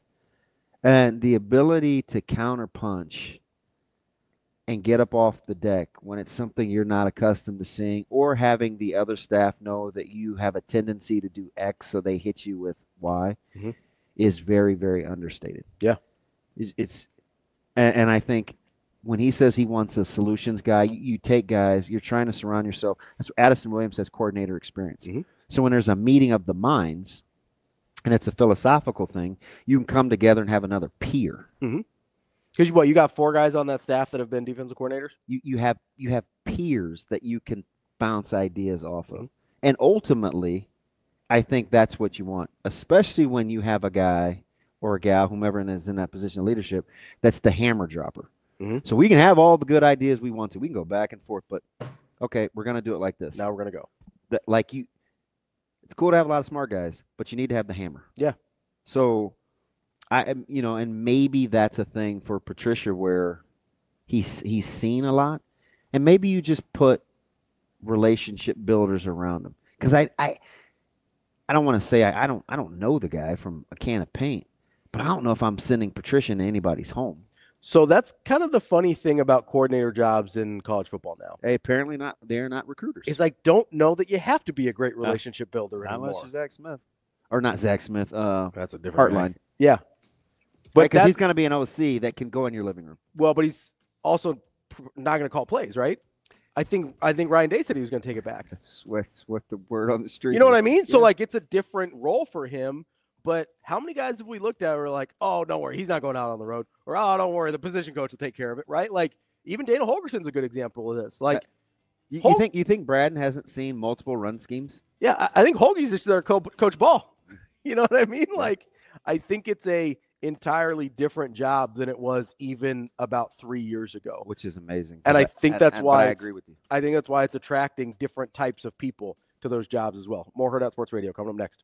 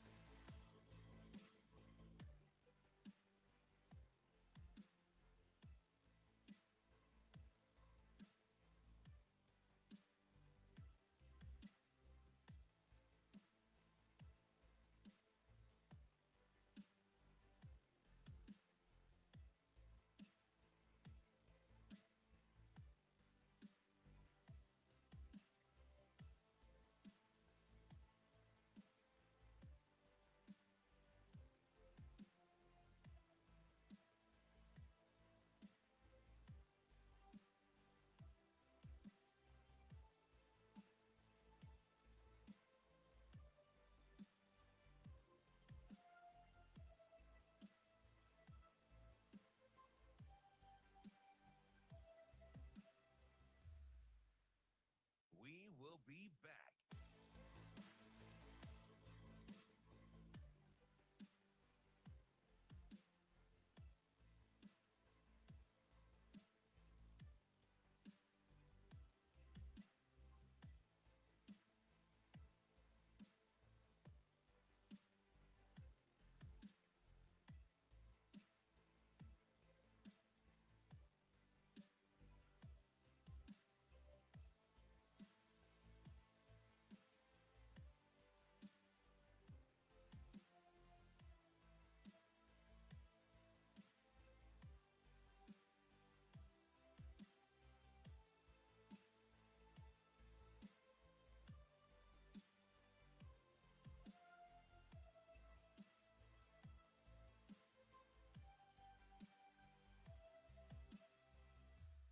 We will be back.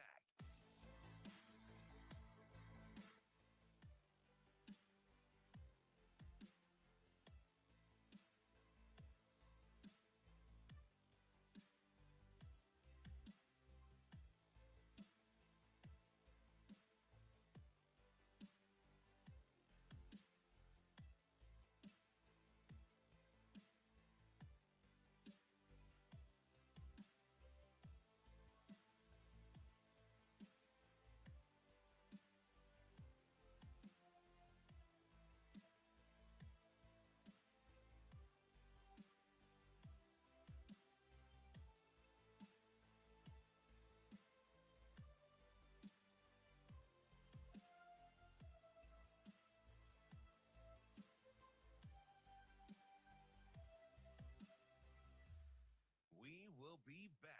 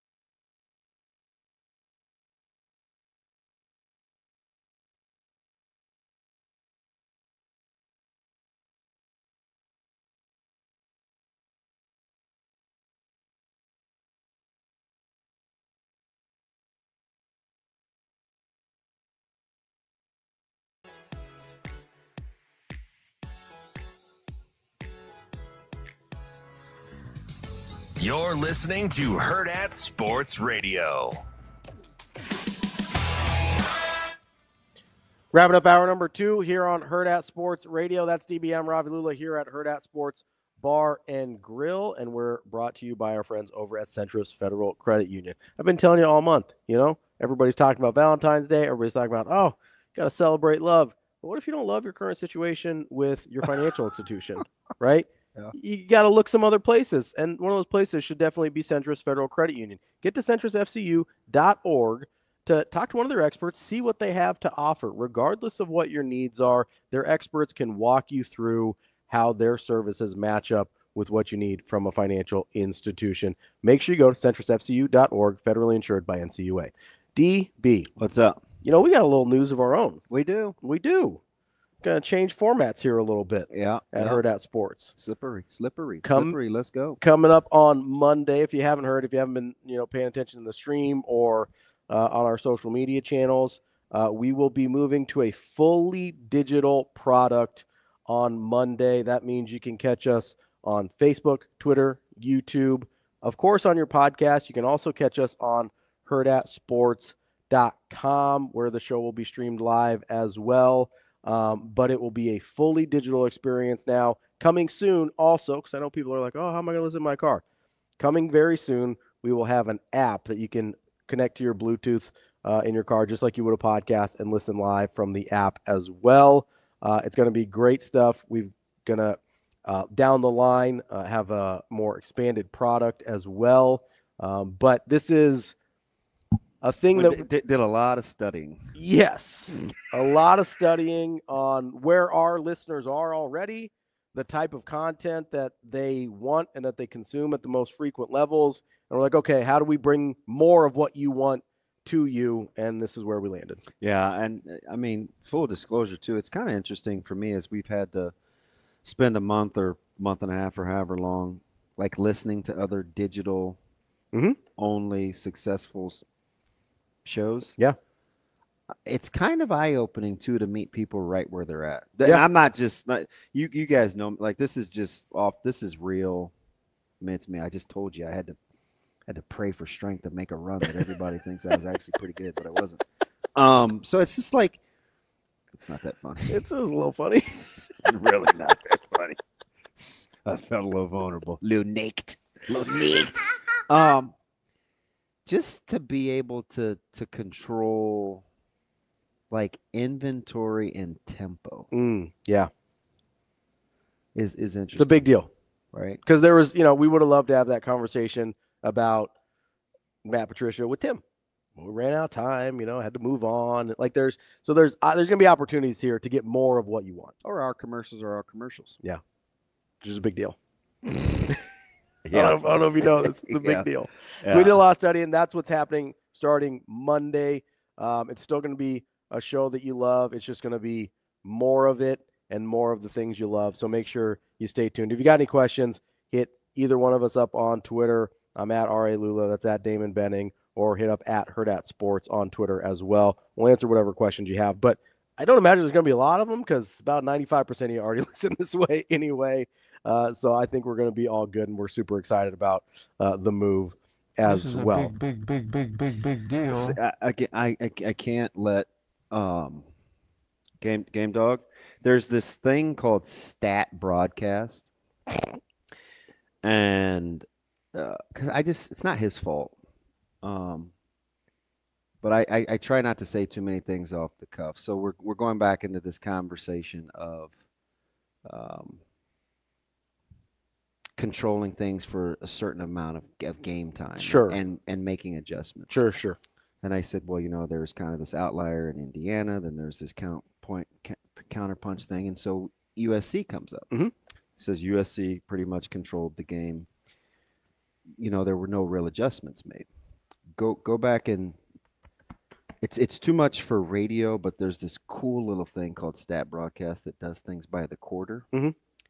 And you can see like punts and touchdowns and time of possession. And then there's this other really neat thing that happens, like when you watch and you see like Woody Marks and kind of inside run game and guys running over routes and then blocking number twos and how they kind of shake free for a wide open touchdown because of a look. Sure. Or when a quarterback kind of scrambles and throws a 50-50 ball, or a guy quits on a route, or you're in cover 3 or something like that. Like all those things happen like when you like watch and you don't just go by the stats. But Nebraska made plenty of adjustments in that game for USC. Now, if you said, they're fortunate Marks got a little dinged. Mm-hmm. Yeah. Sure. Because I actually think, this has nothing to do with anything except it's Marks. I actually think he's closer to whoever drafts Woody Marks is getting a good one. Yes. Yeah. So you know what's funny? Do yourself a son. Go back and watch that game. Yeah. It's not a no business game, but it was one where you left and you're thinking, that was totally on you. Yeah. Oh, they let my V off the hook. Yeah. Yeah. I remember early how many we came back and I go, hey, he threw 4 interceptable balls in the first 2 series. Yeah. Let him. It was. And that's besides the one that was actually intercepted, right? Yeah. If you really want, see if you need some Dramamine. Make it a little nauseous. Say the Drammy for your mammy. Yeah. But back to the digital platform thing. I'm actually excited. I've never been in a position where we actually can control the inventory. We own everything. It's all ours. That's a big deal. Isn't that why the McAfee's? Isn't that why those guys do that? 100%. That was, it's funny the thing about McAfee because I'm not gonna lie, I was like, Wait, huh? Everybody thinks he sold out to ESPN. ESPN kowtowed to him. You hear? Sure did. Like he swears on that show. Sure did. Like he said, he's the only one that gets. He called terms. Yeah, and like he first of all he called out the brass. Now we wouldn't do that because we work very closely with ours. I was like, we like our brass, but yeah, they get the only disclaimer to start the show. Hey, it's an adult show. Whatever. Yeah, you know they used to have that with at the beginning of the Bill Simmons podcast when it was on ESPN. Hey, this is going to be an adult conversation. There's going to be some language, whatever. But it's like the controlling your own inventory and being able to call your own shots is a really big deal. And I think that's the way the world is moving. But it's kind of funny. I'm not going to kid you though. I do like having more freedom of time, but I'm probably more excited about monetization. Well, sure. It's Yeah. exciting. I'm not going to kid you. Makes the world go around. So what's funny though is you're talking about like if somebody was going to push back on the narrative that the same thing didn't beat Nebraska all the time, I actually would have gone to because I know we talked about the punch counter punch in Illinois. You know what it would have gone to it in the Illinois game? What? QB run game? No, the goal line. Oh yeah, the goal line rub routes. Nebraska not getting out of I'd entertain that. Like that's the thing that I was like, hey, make an adjustment. Yeah, that's a great point because the game as a whole, I agree. I spent a ton of time with two knuckleheads in the secondary going over what actually happens here. Like, hey, how does this happen? 3 times. Exactly. 3 times. Yep. In a very similar formation. Yeah, it was almost identical. Yeah. Right. And so that's I get the third time where he put Brian in the backfield. He came from the fullback spot. So it was a different look. And sometimes defenses count like dangerous. Like, are we counting him as a vertical threat? As a threat, yeah.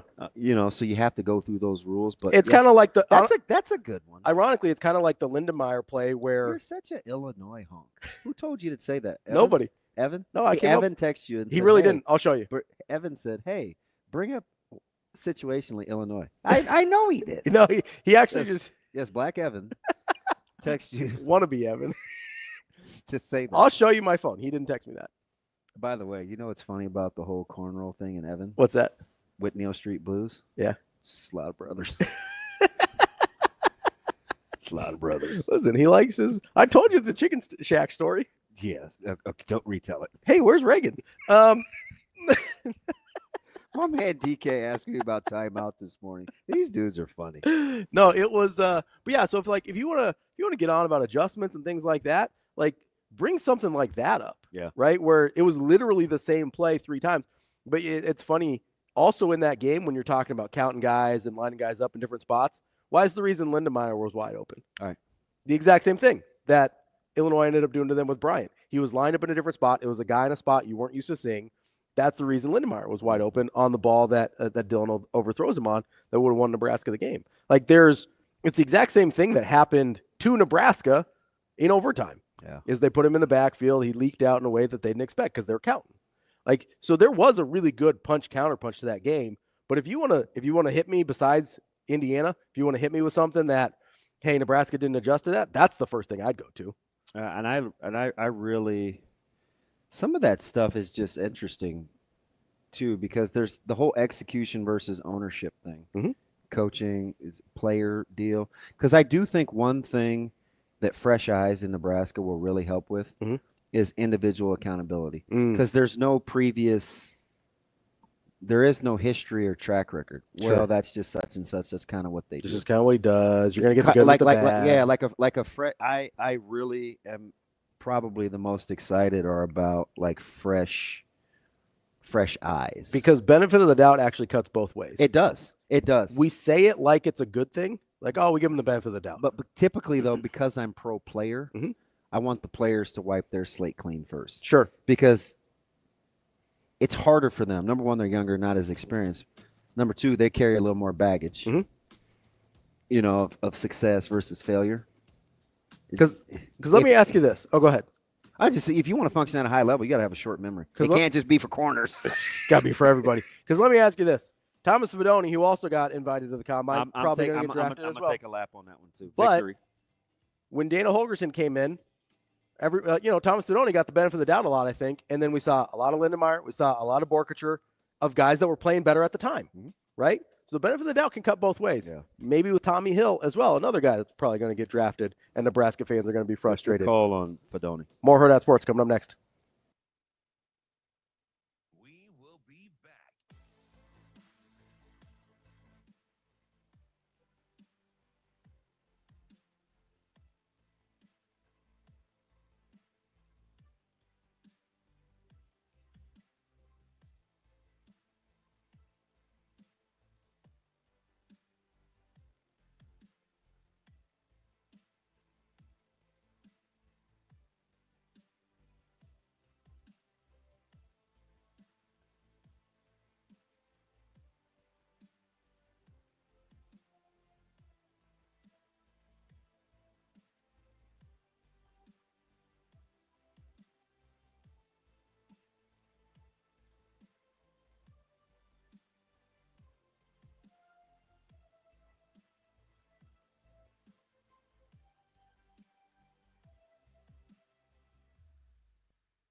We will be back.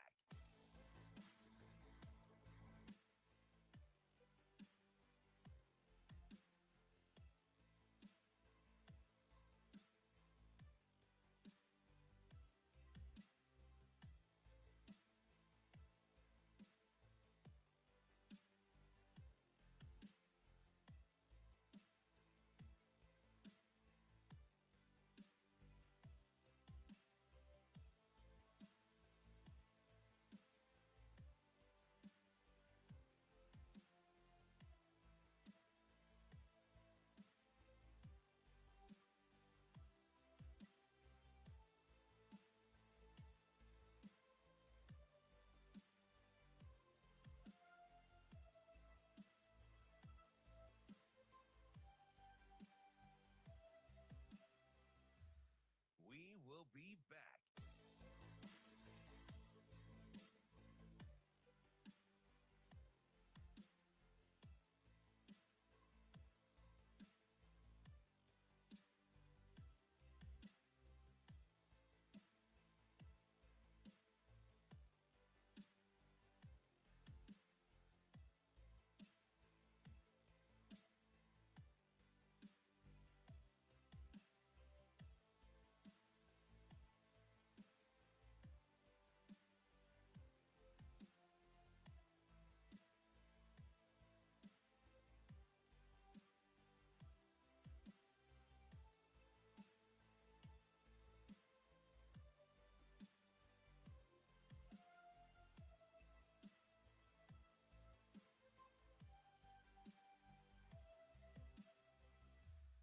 We will be back.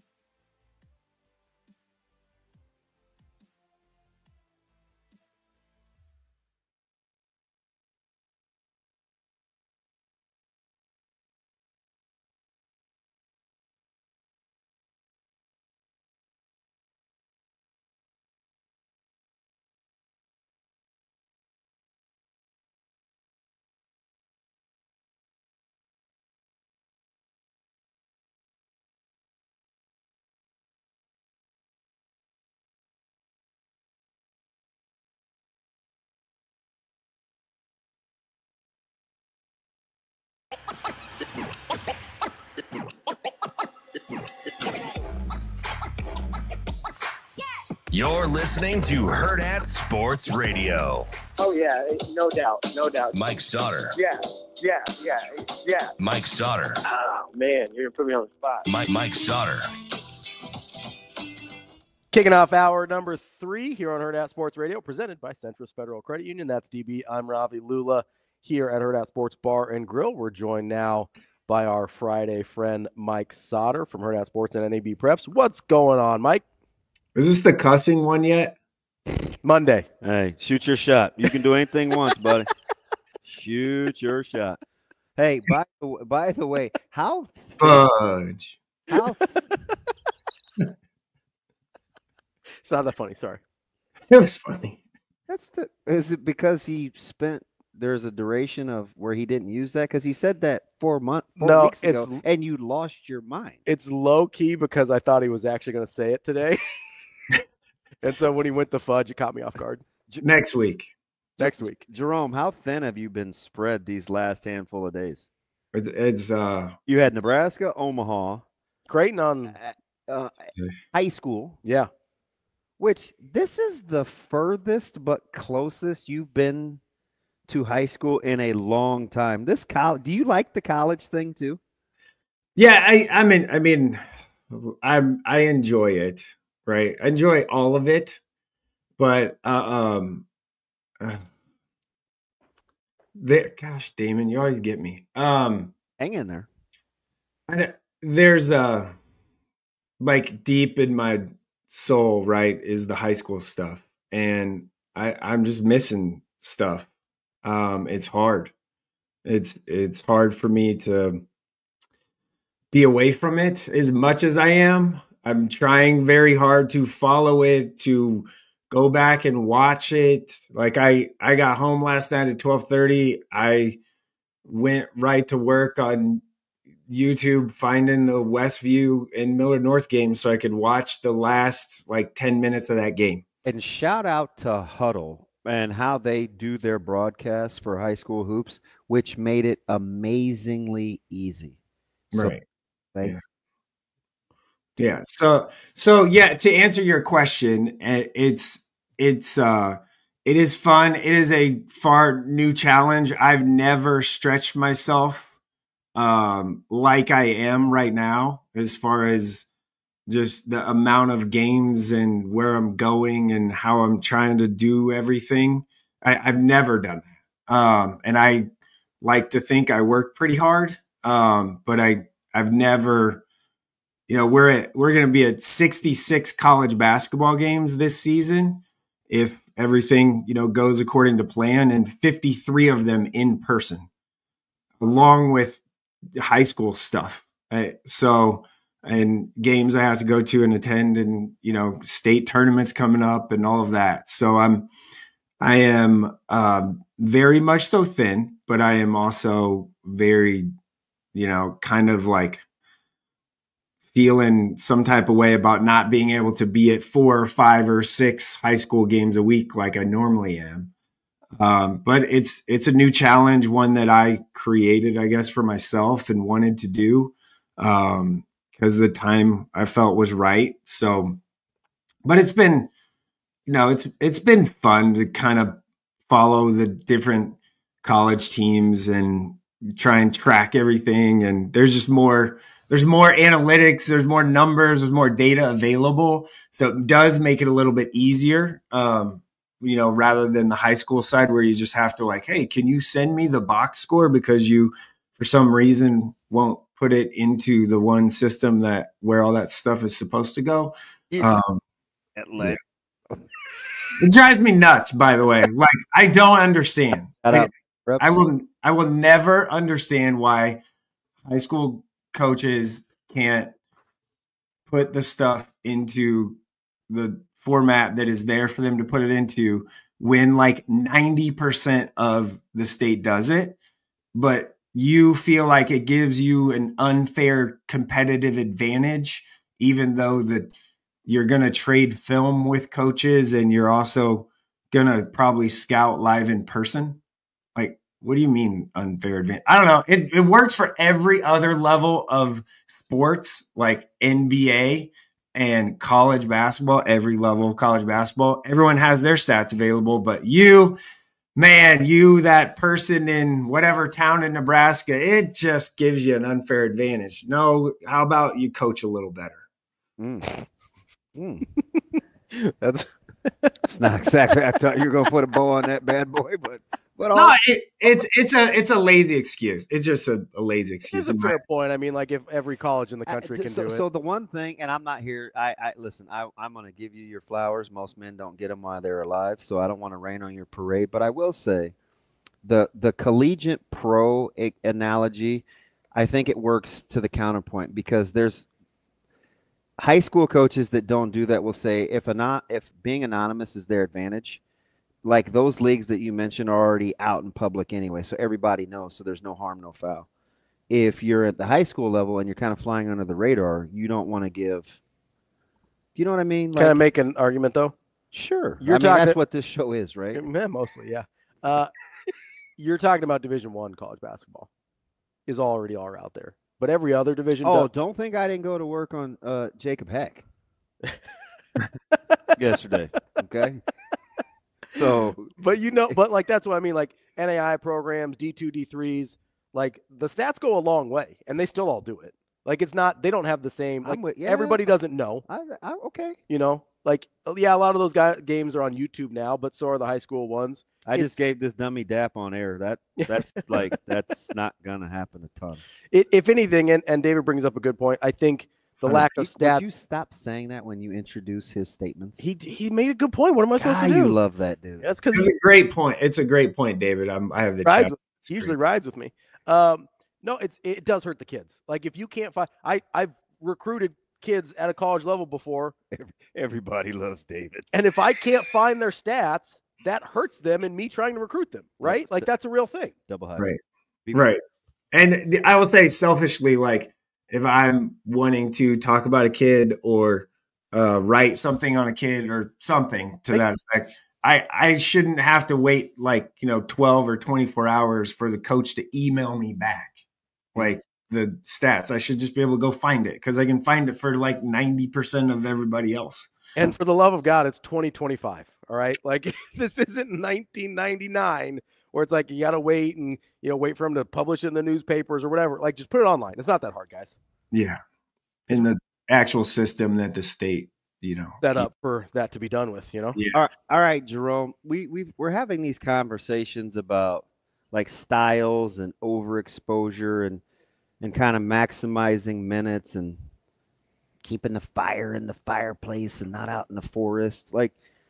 And we were talking about Nebraska basketball last night and kind of how, what was the real impact of Verghese not playing and plus minus and Mia's minutes and exposure for Morgan and things like that. Did you realize, I guessed, so I was, it was a Bon Jovi, right? Something about a prayer. Living on a prayer. That Morgan averaged 23 and some change at his previous stop. And last night he gets to the 30-minute mark. And the only reason this came up is because I thought he was kind of being unfairly criticized for his defensive prowess, because we just were looking at it in a vacuum. When you're evaluating and you're watching, do you pay attention to context like that? Like maximizing and limits and all that? Or are you just watching real time and kind of doing your thing? Yeah, no, I've seen that and talked to people about, when he's on the floor, he's, last or whatever defensively. But I will say he makes a pretty big impact on the floor for Nebraska. I will also say last night, and I'm not going to throw a fellow bald man from Nebraska under the bus at all, because I think he does a terrific job, who may or may not be a referee. But I do think that two of Morgan's fouls were not good calls at all. He was straight up, in my opinion. He was bailing out. Dude was dropping a shoulder into his chest, which is what he should do. It's probably, those two calls were pretty critical. And they probably should have been either a no call or a charge, in my opinion. Frankly, I think Mia's actually played okay, like in the last couple of games in the minutes he's gotten. They needed him last night. Nebraska did, because Verghese was out. As much as Verghese frustrates me, and has throughout the year by, inexplicably just throwing the ball out of bounds to the front row, or getting, thinking he got fouled and doesn't get back on defense and just attitude stuff. They needed him last night. And frankly, in my opinion, if he plays last night, I think Nebraska wins that game by 5, 10 points. Okay, but help me with this though, because I heard that. How does Nebraska get stops keep guys from turning the corner with Verghese? Is it the hedge? Is it he's the no middle guy, line of last defense? Like what makes you say that? He's on a ball screen, he can hedge pretty hard. He's done that, pretty, I think, effectively at times this year, where he just hedges. That automatically slows down guys just being able to turn the corner. Right. Because last night, I mean, Maryland. A lot of corner turning. Yeah, there's a lot of that last night. Well, he just moves a little bit better, right? So when he hard hedges, he doesn't feel as exposed out there, and he feels like he can recover. Whereas Morgan and Mia both, I feel like, are hesitant to commit to the hard hedge. I feel like we're being a little disingenuous, guys. If I'm with Queen or Reese and I'm on that screener and I'm the hedge guy, I'm not excited to leave either guy. So I could see where they just want to show. Correct. And I think that was part of the problem last night, because Queen, he is really good. He is really good. So that's the wild card here. Sautter. Killing that mouthpiece aside like Steph Curry. Yeah. I love everything else about him. Like, I like the random haircut. I like the no hairline. I like how he looks like he just got out of bed. He kind of gives me like my breast stinks vibe. Like he just looks like a dude. Yeah, like Juwan tried to guard him last night, and Juwan did the best he could last night on it. I mean, that dude is a monster. He's huge. There's not a lot you're gonna do with that, and that's why I think having Verghese, the other body, who Fred Hoiberg in the post game last night said is, quote, probably their best defender in the post defender. Missing him was pretty critical in that game, because they needed that extra size, another body. They just couldn't slow down Queen and Reese and his elbows going into people all the time. I think we sleep on Rice. No, their guards. I mean, their guards were fantastic last night too. There wasn't a lot.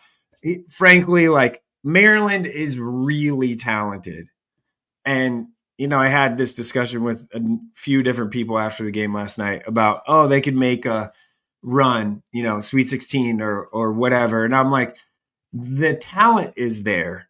They are awfully immature. So I don't think that's typical Kevin Willard team. Correct. Okay. Yeah. Because Willard just kind of lets guys do whatever. He's always been that way. It just lets guys just say what they want. If I want to see lack of discipline, I'm just going to watch this current team. I don't need Willard to do that. They were, I mean, and that's kind of the thing with Maryland. Their guards are really good, and their forwards are really good. They have zero bench, and somehow those guys play without fouling and fouling out, which is, I don't know how, because they're pretty physical and can be. At times, not all the time. It also. I watched Rutgers a week or so ago, and I think 4 guys had 4 fouls on both teams. So it's like, I don't know. It's.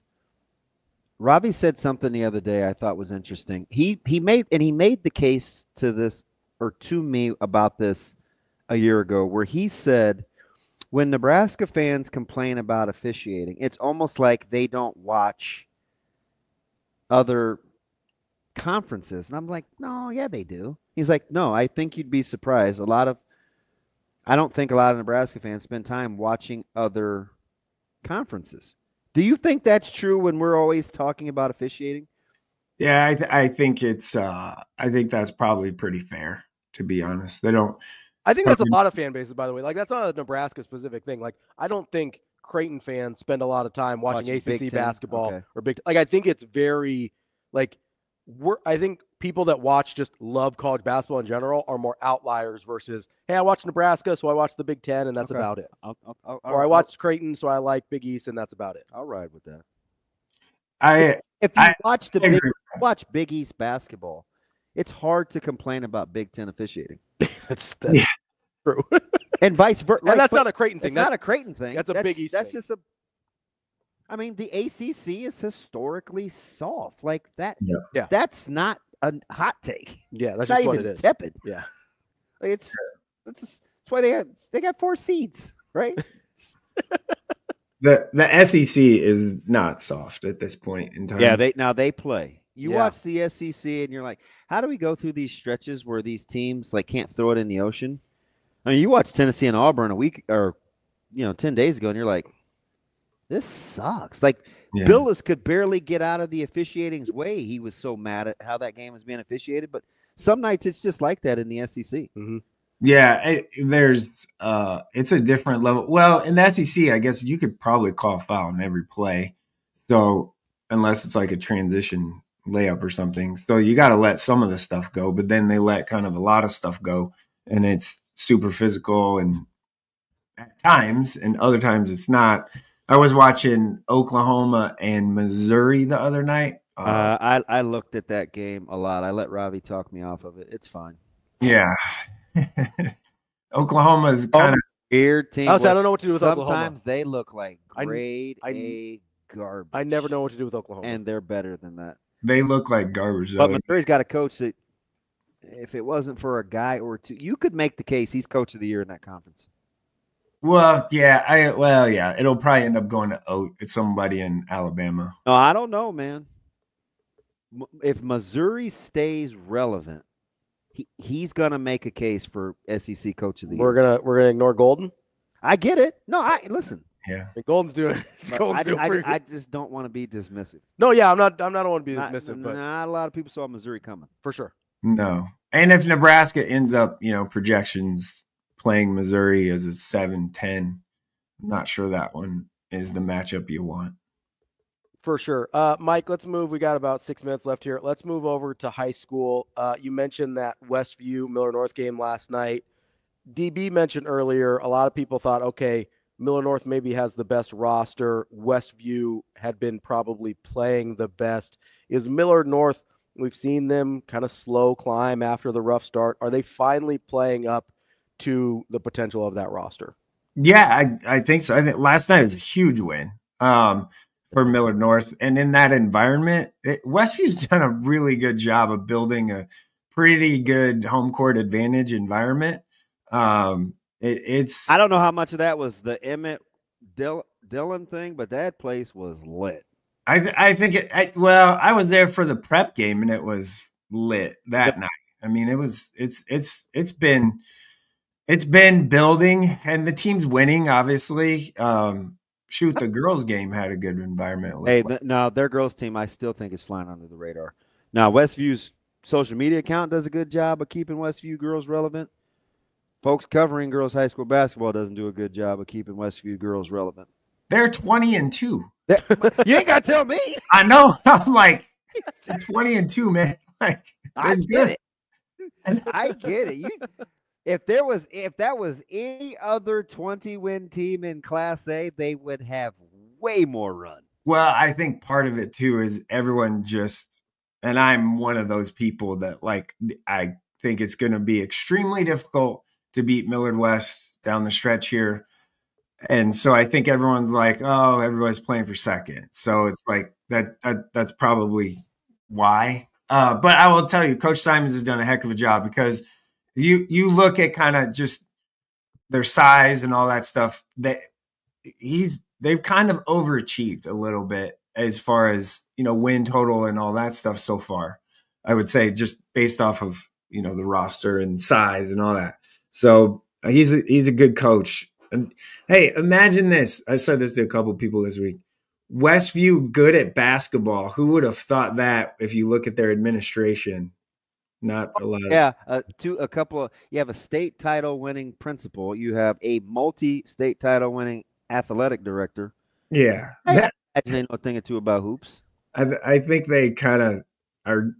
They were always going to be good at basketball when the principal is who it is and the AD is who he is. They were always going to be good at basketball. That was never not going to be. The best characteristic of Tom Lee is not I get it, the quiet competitiveness, and he's engaging. Oh man, he's the best. He's engaging.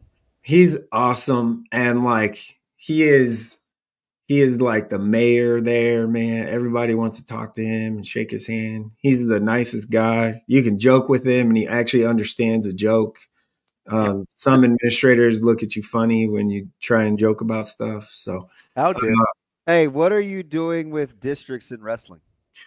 I'm not doing anything. I won't be there because I'm going to Heartland Hoops Classic. I'll be actually in Grand Island tonight. So yeah, I got that all day tomorrow, which is good. I think the slate's pretty good tomorrow. What are the highlights? It's the first year I'll miss it in a while. Highlights would be the 9:40 game. Actually, AM is one of the best. Johnson Brock, who just lost their 50 whatever game winning streak last night, was snapped by Freeman. Freeman beat Johnson Brock. So Johnson Brock plays Summerland. Hope that Freeman wanted me to let Dannon know that they've got facilities out there now. I don't know what that's all about, but their gym's nice. I've been there. Keep up on everything, man. He's got a university to run. Freeman. The Freeman gym is nice, and they do a good job like streaming stuff too. The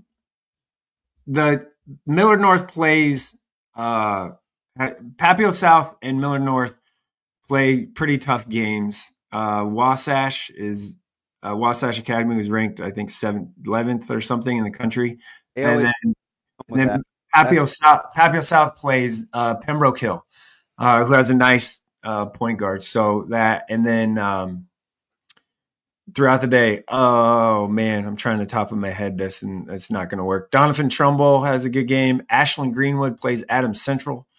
GICC plays Sydney, and Mount Zion Prep plays Sunrise as the showcase game to end the night. So I'll just be there all day because I'm going. I kind of did it on purpose. My 4 game of the week options this week were teams kind of out that way, and so I'm staying in Grand Island tonight. I'm moving that way. You guys are picking games out that way. Yeah, I did. So I did that on purpose. That's why I won't be in the Metro tonight, just so I could be out there and ready. So I gotta do some work tonight after the York Seward girls game, which I'm excited. I haven't been to York in a long time for a basketball game. So excited to go to that tonight. And then I'll get back to the hotel in Grand Island and do some prep work because I'm the color analyst for the final 3 games tomorrow on the stream. Oh, go ahead and get that double dip game right. By the way, York, Zoe's favorite gas station to date.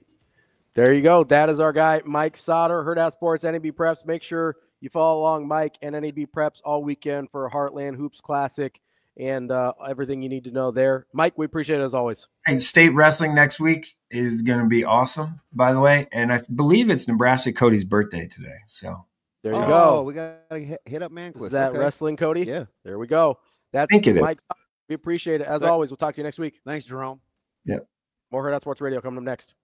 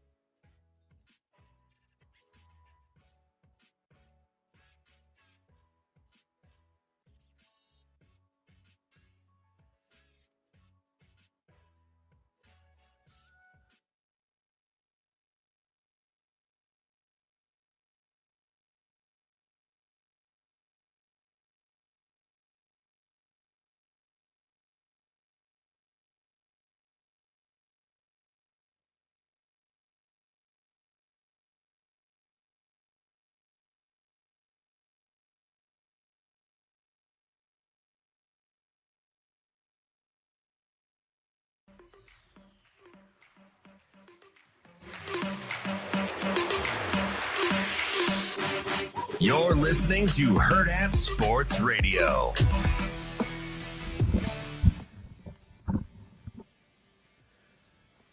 Welcome back, Hurrdat Sports Radio. That's DB. I'm Ravi Lulla here on the Pillar Exterior stage. It is time for Bet On It, brought to you by Warhorse Sportsbook, the best place in Nebraska to place your sports bets, whether it's at the casino in Lincoln or in Omaha. They've got you covered, whether it's straight bets, parlays, props, whatever nonsense DB's throwing at you. Props. He's got you covered as well. He's Nonsense. Well, witchcraft is what I like to call it, because you're coming up with stuff that nobody in their right mind should come up with, and coming up winners. But get to warhorse.casino.com for a full list of promotions and house rules. Wasn't yesterday hilarious?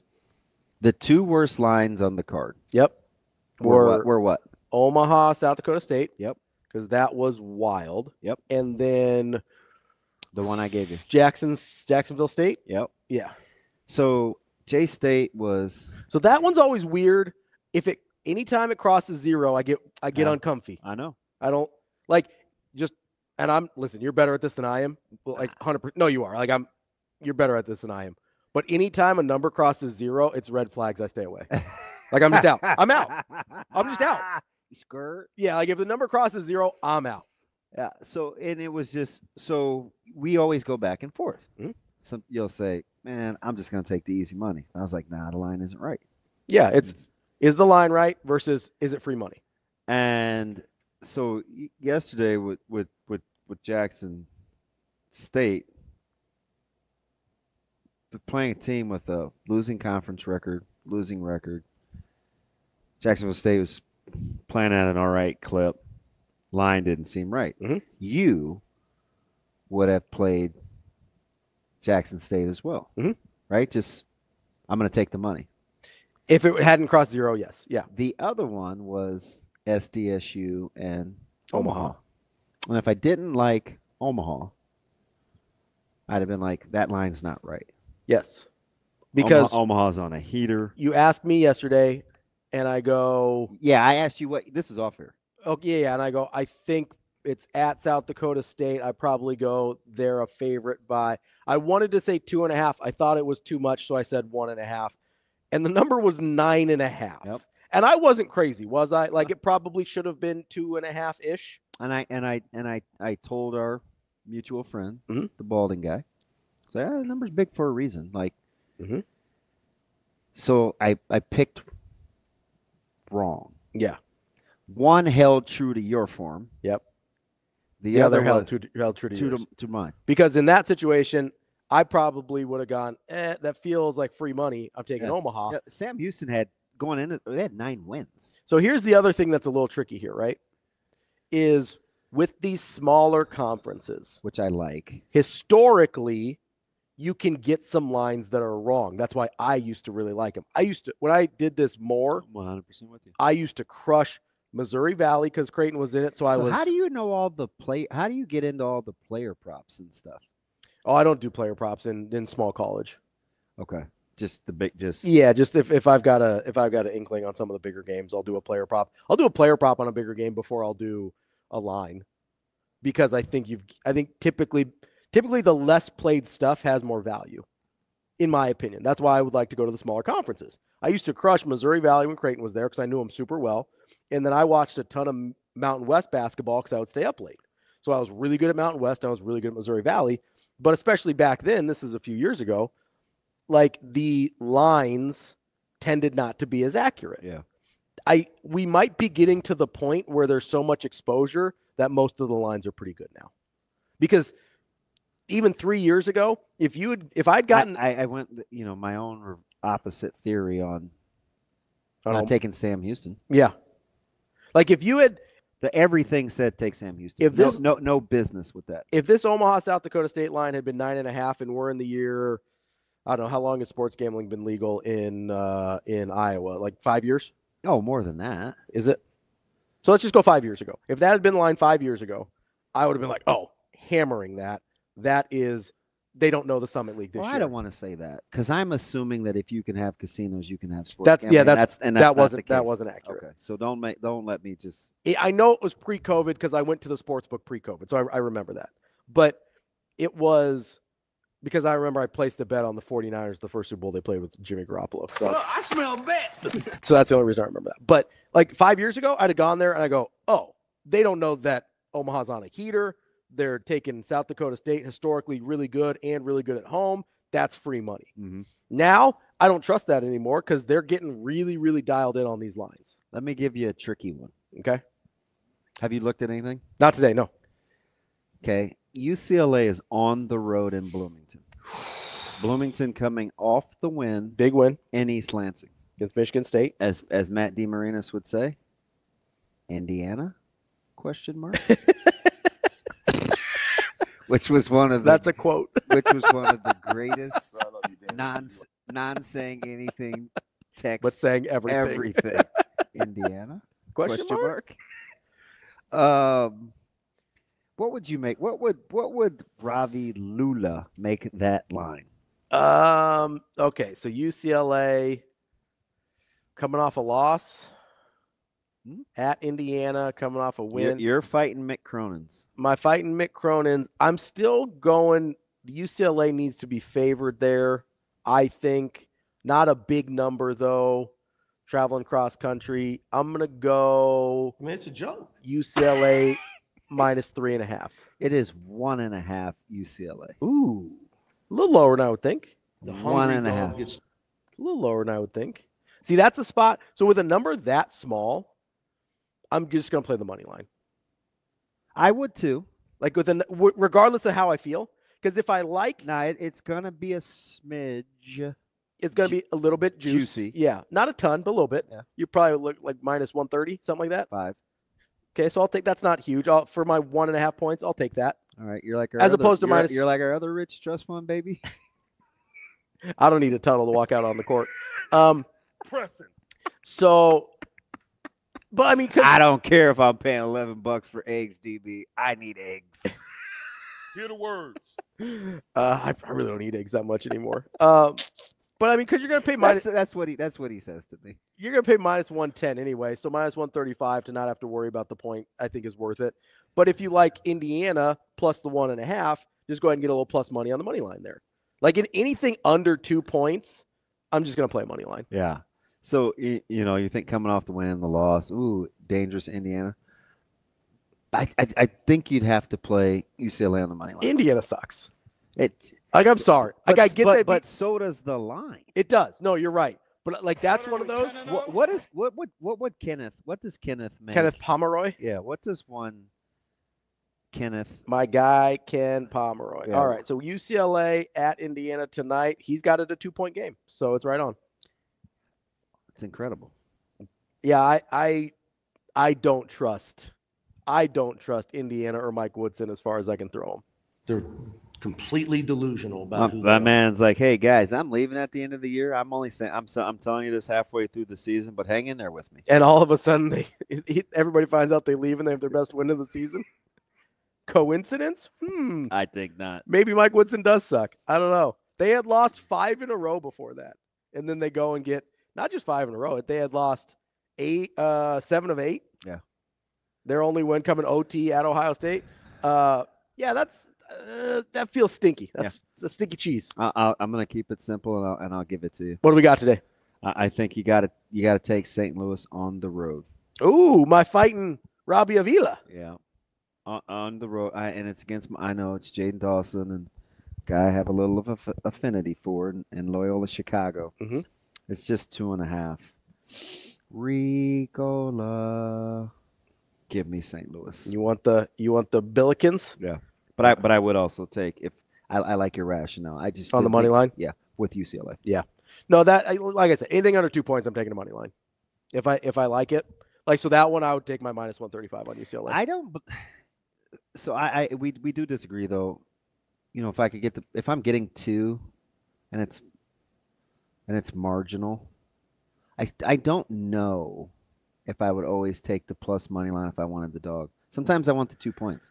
Up to 2. I mean, basketball is certainly different than football because you do get 1-point games. In basketball, I mean, there's so many games. Anecdotally, are there a lot of 1-point wins and losses? Not really. Doesn't seem like it. I mean, like in the grand scheme of things, there's not. So I would want the 2-point cushion, I think. Yeah, so 1.5, like especially if we're only talking about like $10. I'm talking under 2. So 1.5, 1, or obviously pick them because they don't do half-point spreads. You probably could convince me in hoops, but you don't get to a lot of just like 2. Not so much in football, evens, though. Especially with all these yahoos going for 2 and stuff. Yeah, it's harder to predict what the margins are going to be. Screwed up. But yeah, anything under 2, just give me my money line. Yeah, especially if I like the favorite, just give me my money line. You're my second trust fund baby friend, Ravi Lulla, here for all the juice and all the plus money. If I got a trust fund, ain't nobody told me about it. That's DB. I'm Robbie Lewis. Bet on it. Brought to you by War Sportsbook. Matt Vrzal coming up next.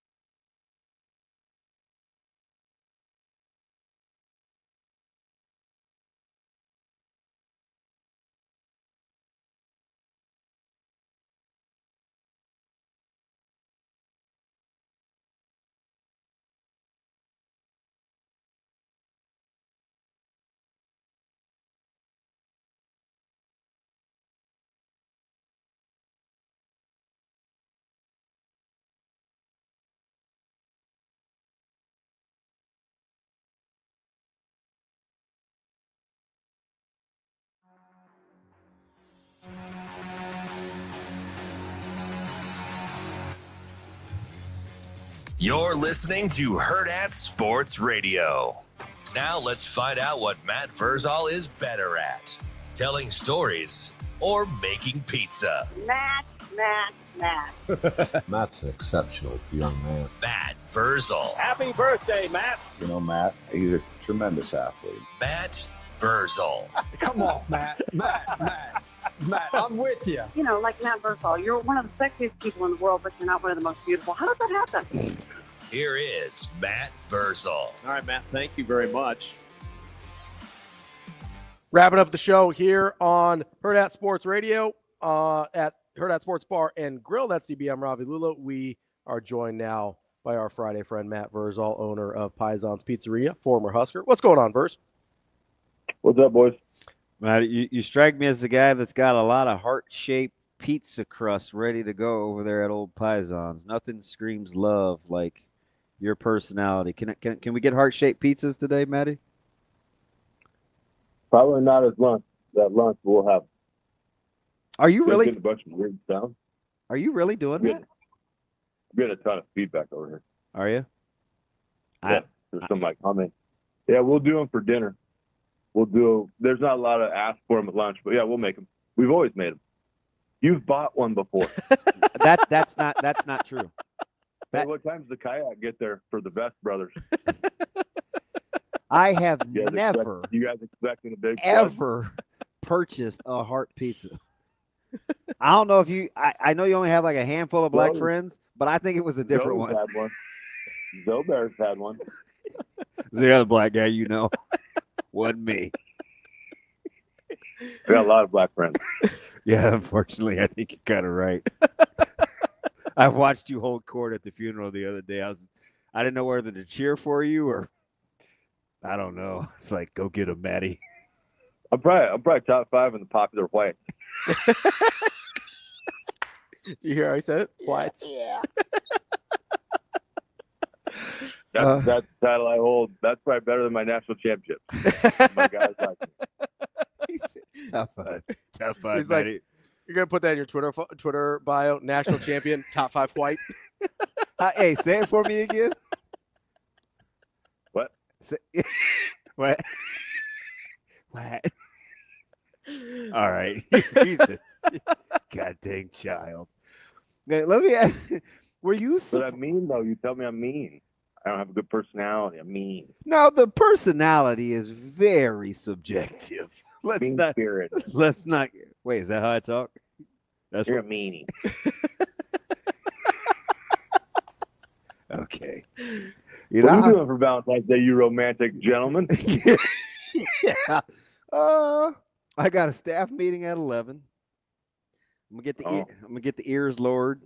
Well, I actually have to take Micah, and that's going to be about it. Your boy will be at the house tonight, chilling. Whoa, what?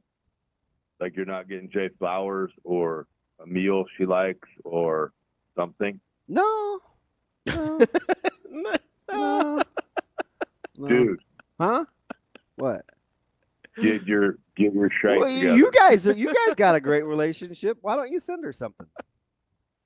Because I ain't marrying her. I don't lay down with her at night. That's you. You're better than that, Damon.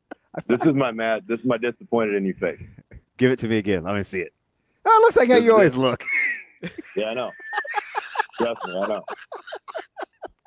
Ravi, what are you doing? We went out last night.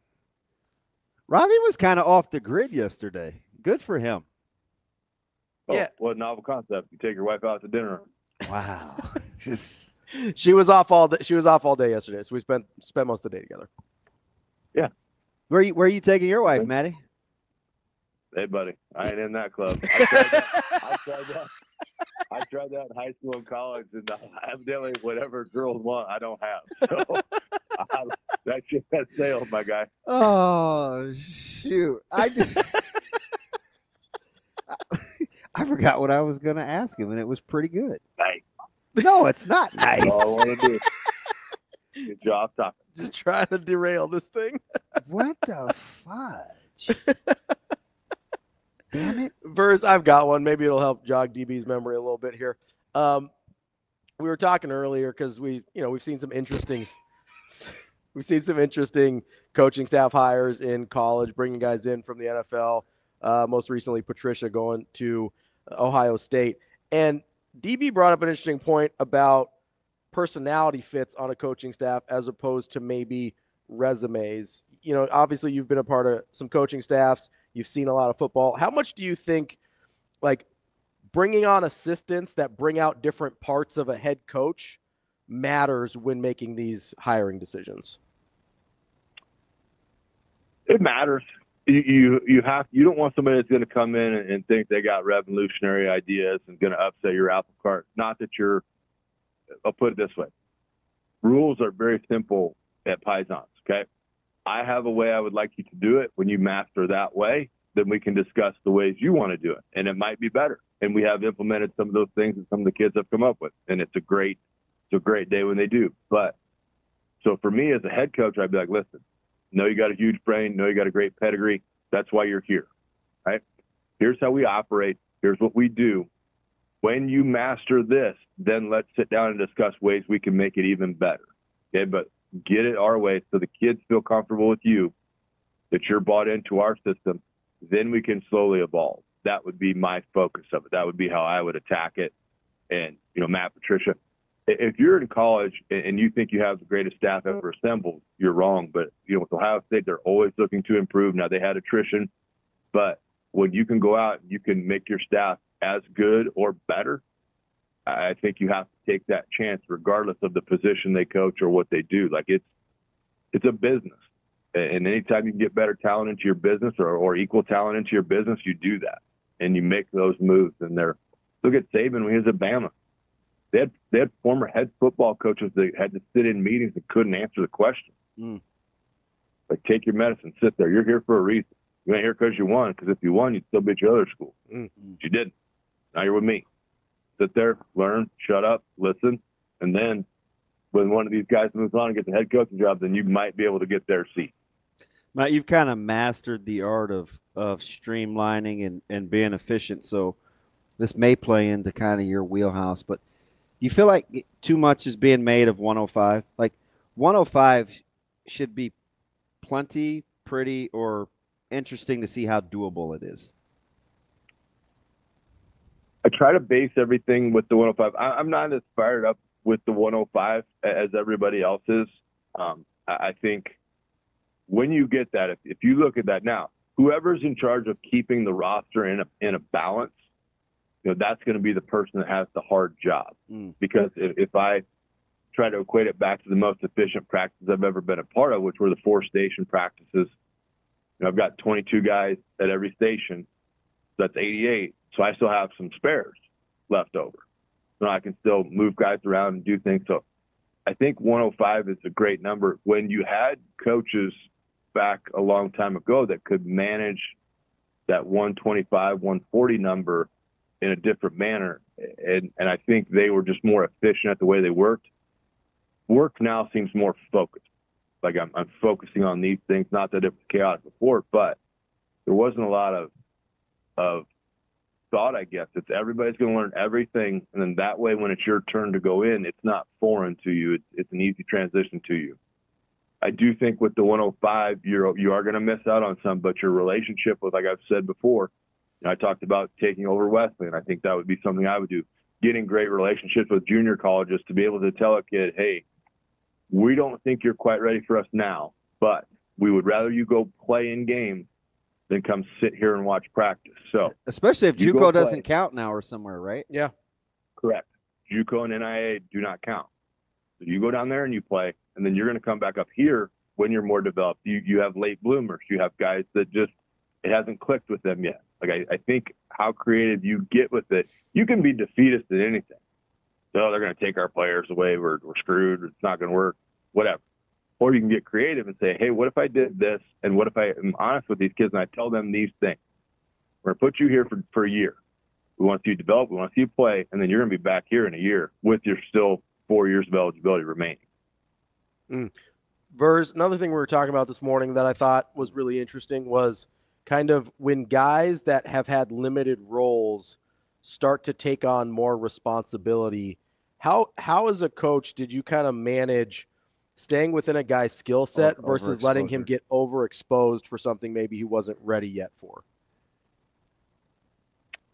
Being like from a player aspect? Yeah, like you're from a coaching coach guys aspect? that you know kind of have a certain shelf life, right? Yeah, If they can just play, those guys are easy. But there are guys that you have to use situationally where you're like, okay, and you have to kind of manage the. So the big thing of it is being aware and being present in practice, right? So what are my guys' strengths? My top guys might have these strengths. My next guys might have this strength. So if we get into it and something happens where I got to put somebody in that I don't feel maybe is at my top level, I'm going to make sure my OC knows, hey, I know you love this, okay? But the guy that's going to go in the game right now, that's not a strength of his. So if you run that and it doesn't work, understand why. This is what he's good at. This is what he excels at. I don't think on any staff you could ever communicate enough. And even if at the end of the week I write it down, that this is what this guy does well. Here you go. This is what your starters do great. This is what your next guy up does great. And then that way the OC is armed with ammo. Now, you want to strive to get to a point where the faults or the lacking, it's all you work on in practice. And that's what those now.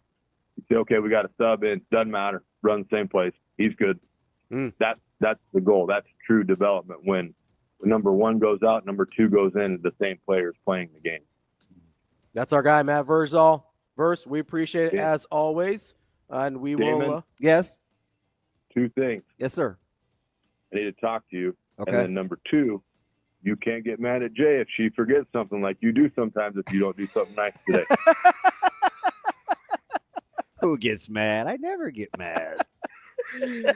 We got Matt Vrzal, relationship doctor. We appreciate Oh, yeah, no catering. No catering today, so we'll be open for lunch. Oh, there we go. That's his parting shot I because got he knows that makes parent-teacher me upset. Appreciate parent-teacher conference, so I got to sleep in today. It was a great day. What's sleeping in, like 6? Normally on Friday, I'm back down here by 3:30 a.m. So. Oof. Wow, good on you. Attaboy. Verse, we appreciate it as always. Have a good weekend. See you, fellas. See you, buddy. And just like that, we've broken up with radio. We'll see you on Monday, digital only. See you. Have a good day. Love you.